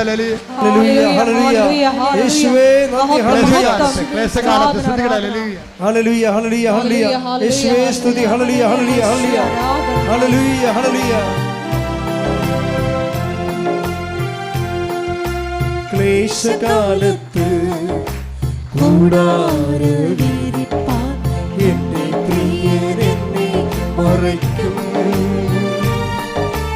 അല്പകാലം കഴിഞ്ഞ് ഉയർന്നതാം പാറേ എന്നെ അവൻ കയറ്റി നിർത്തും. അല്പകാലം കഴിഞ്ഞ് ഉയർന്നതാം പാറേ എന്നെ അവൻ കയറ്റി നിർത്തും. പരിശുദ്ധ പരമ ദിവ്യകാരുണ്യത്തിന് നേരവും ആരാധനയും സ്തുതിയും പുകഴ്ചയും ഉണ്ടായിരിക്കട്ടെ. പരിശുദ്ധ പരമ ദിവ്യകാരുണ്യത്തിന് നേരവും ആരാധനയും സ്തുതിയും പുകഴ്ചയും ഉണ്ടായിരിക്കട്ടെ. പരിശുദ്ധ പരമ ദിവ്യകാരുണ്യത്തിന് നേരവും ആരാധനയും സ്തുതിയും പുകഴ്ചയും ഉണ്ടായിരിക്കട്ടെ. എൻ്റെ പ്രിയപ്പെട്ടവരെ, അച്ഛൻ കൈ ഉയർത്തി പ്രാർത്ഥിച്ച് പരിശുദ്ധ അമ്മയുടെ മാധ്യസ്ഥൽ ഈശോയുടെ നാമത്തിൽ നിങ്ങൾ ആസ്വദിക്കുകയും പ്രാർത്ഥിക്കുകയും ചെയ്യുമ്പോൾ നിങ്ങൾ ഇടിമുഴക്കം പോലെ സ്തുതിച്ചുകൊണ്ടിരിക്കണം. സ്തുതികളെ ഹല്ലേലൂയ ഹല്ലേലൂയ ഹല്ലേലൂയ ഹല്ലേലൂയ. യേശുവേ ആരാധന, മഹത്വം മഹത്വം, ആരാധന ആരാധന. ഹല്ലേലൂയ ഹല്ലേലൂയ ഹല്ലേലൂയ. യേശുവേ ആരാധന, ഹല്ലേലൂയ ഹല്ലേലൂയ. യേശുവേ ആരാധന, ഹല്ലേലൂയ ഹല്ലേലൂയ ഹല്ലേലൂയ. മഹത്വം മഹത്വം, ആരാധന ആരാധന. ഹല്ലേലൂയ ഹല്ലേലൂയ. യേശുവേ നന്ദി, യേശുവേ ആരാധന. Hallelujah hallelujah. മഹത്വം മഹത്വം, ആരാധന. കർത്താവേ, നിന്റെ ഉന്നതമായ നാമത്തിന് സ്വന്തം ചെയ്യുന്ന കർത്താവേ, നിന്റെ വിശുദ്ധ പൗരോഹിത്യത്തെ മഹത്വപ്പെടുത്തണമേ. കർത്താവേ, സഭയിലുള്ള സാന്നിധ്യം പ്രകടമാക്കണമേ. അമ്മേ, പരിശുദ്ധ അമ്മേ, ദേവമാതാവേ, കൃപാസനത്താരെ ജീവനോടെ പ്രത്യക്ഷയുടെ പരിശുദ്ധ അമ്മയുടെ മാധ്യസ്ഥത്തില് കർത്താവിന്റെ തിരുമുൻപാടുന്ന വരദകരം, കർത്താവിന്റെ ആണിപ്പെടുത്താറുന്ന അത്ഭുതകരം നിങ്ങളുടെ ശിരസിൽ വെക്കട്ടെ. കർത്താവിന്റെ തിരുമുൻപാടുന്ന വലതുകരം നിങ്ങളുടെ ശിരസിൽ വെക്കട്ടെ. ഓൺലൈനിലുള്ളവർ പ്രാർത്ഥിക്കുക. കർത്താവിന്റെ ആണിപ്പെടുത്താറുന്ന അത്ഭുതകരം നിങ്ങളുടെ ശിരസിൽ പതിക്കട്ടെ. കർത്താവേ, കർത്താവേ, ഞങ്ങൾക്ക് വേണ്ടി ക്രൂശിക്കപ്പെട്ടവരെ, ഞങ്ങൾക്ക് വേണ്ടി തിരുവിലാവിൽ മെരുവേറ്റവരെ, ഹല്ലേലൂയ ഞങ്ങൾക്ക് വേണ്ടി മക്കളുടെ ചൂടിയവരെ, മഹത്വം മഹത്വം, നിന്റെ വിശുദ്ധമായ രക്തം ഹല്ലേലൂയ ഹല്ലേലൂയ മഴ പോലെ പെയ്യട്ടെ. ഈശോ, ഈശോ, നിന്റെ വിശുദ്ധമായ രക്തം മഴ പോലെ പെയ്യട്ടെ. ഈശോ, ഹല്ലേലൂയ മഹത്വം മഹത്വം, നിന്റെ വിശുദ്ധമായ രക്തം മഴ പോലെ പെയ്യട്ടെ. സന്ധി ബന്ധങ്ങളില് കർത്താവിന്റെ രക്തം പടരട്ടെ. സന്ധി ബന്ധങ്ങളില് കർത്താവിന്റെ രക്തം പടരട്ടെ.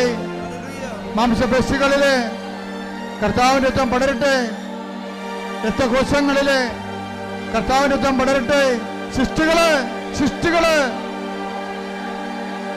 ബ്ലോക്കുകള്, എപ്പിlepsy രോഗങ്ങള്, ഫിസ്റ്റുല രോഗങ്ങള്, PCOD രോഗങ്ങള്, ഉദര രോഗങ്ങള്, ക്യാൻസർ രോഗങ്ങള്, മെനിഞ്ചൈറ്റിസ് രോഗങ്ങള്, സ്പോണ്ടിലോസിസ് രോഗങ്ങള്, ശ്വാസകോശ രോഗങ്ങള്, കിഡ്നി രോഗങ്ങള്, പാൻക്രിയാസ് രോഗങ്ങള്, അടിവലി രോഗങ്ങള്, ഗർഭാശയ രോഗങ്ങള്, മൂത്രാശയ രോഗങ്ങള്, വാതരോഗങ്ങള്, അടിമുതല് ഉച്ചമുതല് ഉച്ചമുതല് ഉച്ചമുതല് ഉള്ളങ്കാൽ വരെ കർത്താവിന്റെ കർത്താവിന്റെ കർത്താവിന്റെ രക്തം പടരട്ടെ, രക്തം പടരട്ടെ. അടിപ്പെടുന്ന പോലെ വൈദാക്കാലം പോലെ ദൈവികമായ ശക്തി നിങ്ങളെ കൊടുക്കട്ടെ. ഹല്ലേലൂയ ഹല്ലേലൂയ ഹല്ലേലൂയ ഹല്ലേലൂയ ഹല്ലേലൂയ ഹല്ലേലൂയ ഹല്ലേലൂയ. യേശുവേ യേശുവേ വീണ്ടും വീണ്ടും ആരാധനയിലൂടെ മഹത്വം ആരാധ്യനേ പരിശുദ്ധനേ പരമോന്നത യേശുവേ അണയുന്നു ഞാൻ തിരുമുൻപിനായി അലിവോടെ എന്നെ നോക്കണമേ. ആരാധ്യനേ ആരാധ്യനേ പരിശുദ്ധനേ പരമോന്നത യേശുവേ അണയുന്നു ഞാൻ തിരുമുൻപിനായി അലിവോടെ എന്നെ നോക്കണമേ. പീഠം നമ്മുടെ ജീവിത മേഖലകളെ, ജീവിത വിഷയങ്ങളെ സമർപ്പിക്കാൻ പോവുകയാണ്. ആ വിഷയങ്ങൾ അകപ്പെട്ടിരിക്കുന്നവർ പ്രാർത്ഥിക്കാൻ വേണ്ടി നിങ്ങൾ കാത്തിരിക്കരുത്. ഇത് സമൂഹത്തിൻ്റെ ആവശ്യമാണ്. കർത്താവ് സമൂഹത്തിന് മുഴുവൻ പ്രാർത്ഥന കേട്ടിട്ടാണ് ഓരോ മക്കളെയും പ്രത്യേകം ആശീർവദിക്കുന്നത്. ജപ്തി നടപടി നേരിടുന്നവരുണ്ട്, സ്ഥലം വിറ്റുപോകാൻ പോകുന്നവരുണ്ട്, വിൽക്കാൻ പറ്റാത്ത രീതിയിൽ കടക്കാല കുരുക്കപ്പെടുന്നവരുണ്ട്, ജോലി ഇല്ലാത്തവരുണ്ട്, ജോലി നഷ്ടപ്പെട്ടവരുണ്ട്, സർട്ടിഫിക്കറ്റ് കിട്ടാത്തവരുണ്ട്, സർട്ടിഫിക്കറ്റുകൾ വ്യക്തികളുണ്ടായി പോയവരുണ്ട്, പരീക്ഷ എല്ലാത്തിനേക്കാൾ ഉപരി പരീക്ഷ എഴുതാൻ പോയി എഴുതിക്കൊണ്ടിരിക്കുന്ന കുഞ്ഞുങ്ങളുണ്ട്. എല്ലാ വിധത്തിലും മത്സര പരീക്ഷകൾ, യോഗ്യതാ പരീക്ഷകൾ, അങ്ങനെ വ്യത്യസ്തങ്ങളായ പരീക്ഷകൾ എഴുതിക്കൊണ്ടിരിക്കുന്ന മക്കളുടെ മേലെല്ലാം അവരുടെ മാതാപിതാക്കന്മാർ, അവരെ പഠിപ്പിക്കുന്നവർ, അവർ ഈ ആഴ്ചയിൽ ചെയ്യാൻ പോകുന്ന മുഴുവൻ പരീക്ഷകൾ, അതിൻ്റെ വിഷയങ്ങൾ, അതുമേലെല്ലാം കർത്താവിൻ്റെ കൃപ ചൊരിയാൻ വേണ്ടി ഇടിമുഴക്കം പോലെ സ്തുതിക്കട്ടെ. കർത്താവിൻ്റെ ഉന്നതമായ നാമത്തിന് സ്തോത്രം ചെയ്യുന്ന കർത്താവിൻ്റെ വിശുദ്ധ പൗരോഹിത്യത്തെ മഹത്വപ്പെടുത്തണമേ. കർത്താവ് സഭയിലുള്ള സാന്നിധ്യം പ്രകടമാക്കണമേ. എൻ്റെ കർത്താവിൻ്റെ ഉന്നതമായ നാമത്തിൽ, സഭയുടെ അധികാരത്തിൽ, കുരിശിൻ്റെ അടയാളത്തിൽ, ദൈവത്തിൻ്റെ ശക്തിയാൽ കർത്താവ് പരീക്ഷ എഴുതുന്ന കുഞ്ഞുങ്ങളെ സമർപ്പിച്ച് പ്രാർത്ഥിക്കുന്ന കർത്താവ് അവരുടെ മേൽ കർത്താവിൻ്റെ അടിപ്പട പോലെ വൈതാക്കാലം പോലെ ദൈവികമായ ശക്തി പ്രസരിക്കട്ടെ. കർത്താവ് വൈദികമായ ശക്തി കർത്താവ് പരീക്ഷ എഴുതുന്ന മക്കളുടെ മേൽ, പഠിക്കുന്ന മക്കളുടെ മേൽ, ക്വസ്റ്റ്യൻ പേപ്പർ നോക്കുന്നവരിൽ, ഇവ എഴുതുന്നവർ, കർത്താവ് ഓരോരോ തരത്തിലുള്ള പരീക്ഷകൾ, യോഗ്യതാ പരീക്ഷകൾ, മത്സര പരീക്ഷകൾ, ഒരുങ്ങിക്കഴിഞ്ഞവർ, റിസൾട്ട് പ്രതീക്ഷിക്കുന്നവർ, റിസൾട്ട് കാത്തിരിക്കുന്നവരുടെ മേലെല്ലാം കർത്താവിൻ്റെ കൈരണ്യം ചൊരിയട്ടെ. കർത്താവിൻ്റെ ശക്തി ഒരുക്കട്ടെ. കർത്താവ് പറമ്പ് വിറ്റ് മാറ്റാൻ ആഗ്രഹിക്കുന്നവർ, വിറ്റ് മാറാത്തവർ, സ്ഥലം വിറ്റുമാറാത്തവർ, തെറ്റ് നടപടി നേരിടുന്നവർ, ആശുപത്രി കിടക്കയിലായവർ, ജോലി നഷ്ടപ്പെട്ടിട്ട് തിരിച്ചെടുക്കാൻ പറ്റാത്തവർ, ഏജ് ഓവർ ആയതിൻ്റെ പേര് വേദന അനുഭവിക്കുന്നവർ, വിസ ലഭിക്കാത്തവർ, വിസ പുതുക്കാത്തവർ, നാട്ടിലേക്ക് തിരിച്ചു പോരേണ്ടി വരുന്നവർ, ഡിസ്മിസ് ചെയ്തവർ, സസ്പെൻഡ് ചെയ്യപ്പെട്ടവർ, ഇങ്ങനെ ഓരോരോ വിവാഹത്തിൽ മോചനം നേടിയവർ, മോചനം നേടിക്കൊണ്ടിരിക്കുന്നവർ, കോടതി വിധി പ്രതീക്ഷിക്കുന്നവർ, ദൈവനിശ്ചയം ഈ നിമിഷങ്ങളിലേക്ക് ഇറങ്ങട്ടെ. ദൈവത്തിന്റെ കരുണ ആവശ്യിക്കട്ടെ. ശ്രദ്ധിക്കട്ടെ. യേശുവിന്റെ ഉന്നതമായ നാമത്തില്, സഭയുടെ അധികാരത്തില്, കുരിശിന്റെ അടയാളത്തില്, ദുരിതങ്ങള് യേശുവിന്റെ നാമത്തിൽ മാറിപ്പോകട്ടെ.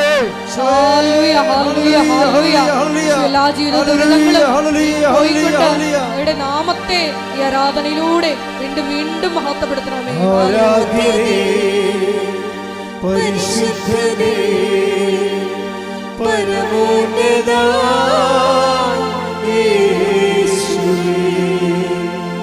അണയുന്നു ഞാൻ തിരുമുൻപിനായി അലിവോടെ എന്നെ നോക്കണമേ. ആരാധ്യനേ പരിശുദ്ധനേ പരമോന്നത യേശുവേ അണയുന്നു ഞാൻ തിരുമുൻപിനായി അലിവോടെ എന്നെ നോക്കണമേ. എല്ലാവരും മുട്ടനിക്കുക. വ്യക്തിപരമായി പ്രാർത്ഥിക്കേണ്ട സമയമാണ്.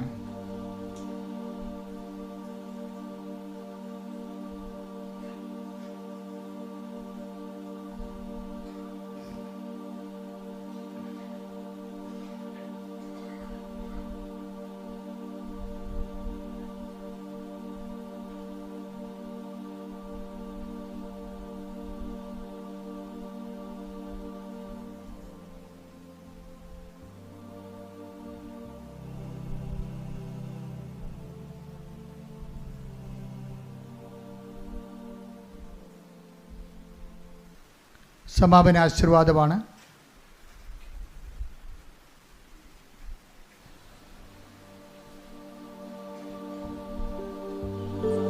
ഒരിക്കൽ കൂടി മരിയൻ ഉടമ്പടിയിൽ സമർപ്പിച്ചിരിക്കുന്ന എല്ലാ വിഷയങ്ങളും ദൈവമാതാവിൻ്റെ മധ്യസ്ഥതയിൽ ദിവ്യകാരുണ്യ സന്നിധിയിൽ നമുക്ക് സമർപ്പിച്ച് പ്രാർത്ഥിക്കാം. മത്തായിയുടെ സുവിശേഷം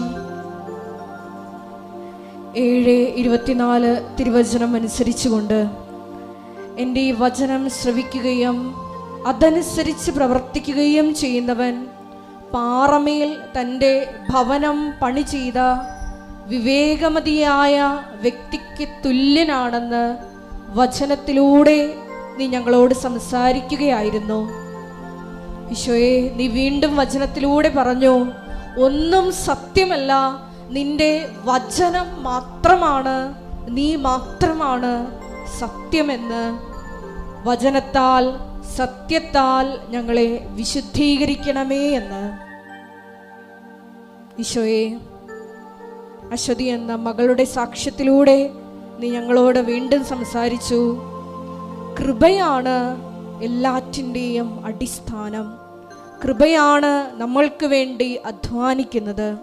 ഈശോയെ, ഞങ്ങളുടെ ജീവിത നിലപാടുകളിലൂടെ, വിശുദ്ധിയുള്ള ജീവിത നിലപാടുകളിലൂടെ, സമീപനങ്ങളിലൂടെ മനുഷ്യരുടെ മുമ്പിൽ മത്തായി 10:32 തിരുവചനം അനുസരിച്ച് നിന്നെ ഏറ്റുപറഞ്ഞുകൊണ്ട് കൃപ ആർജിക്കുവാൻ ഈ ആരാധനയിലൂടെ ഞങ്ങളെ അഭിഷേകം ചെയ്യണമേ.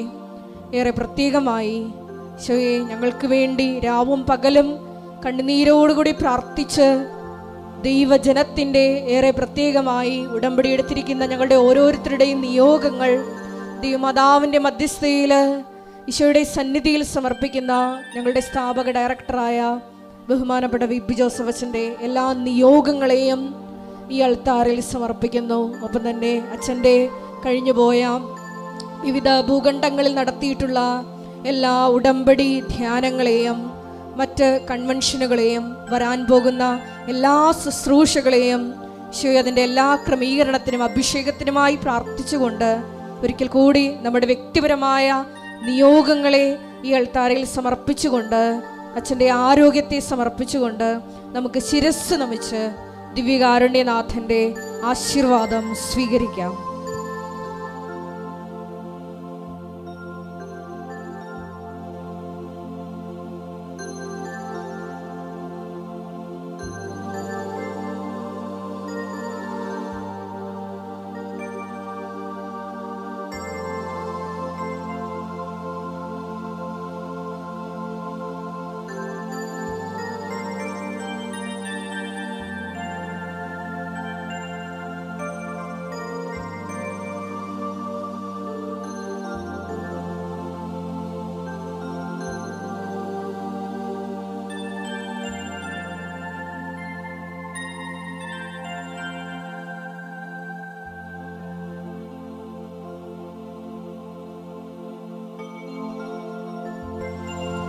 പരിശുദ്ധ പരമമാ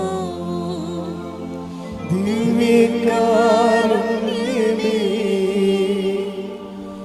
എന്നുമെന്നും അങ്ങേക്ക് ആരാധന.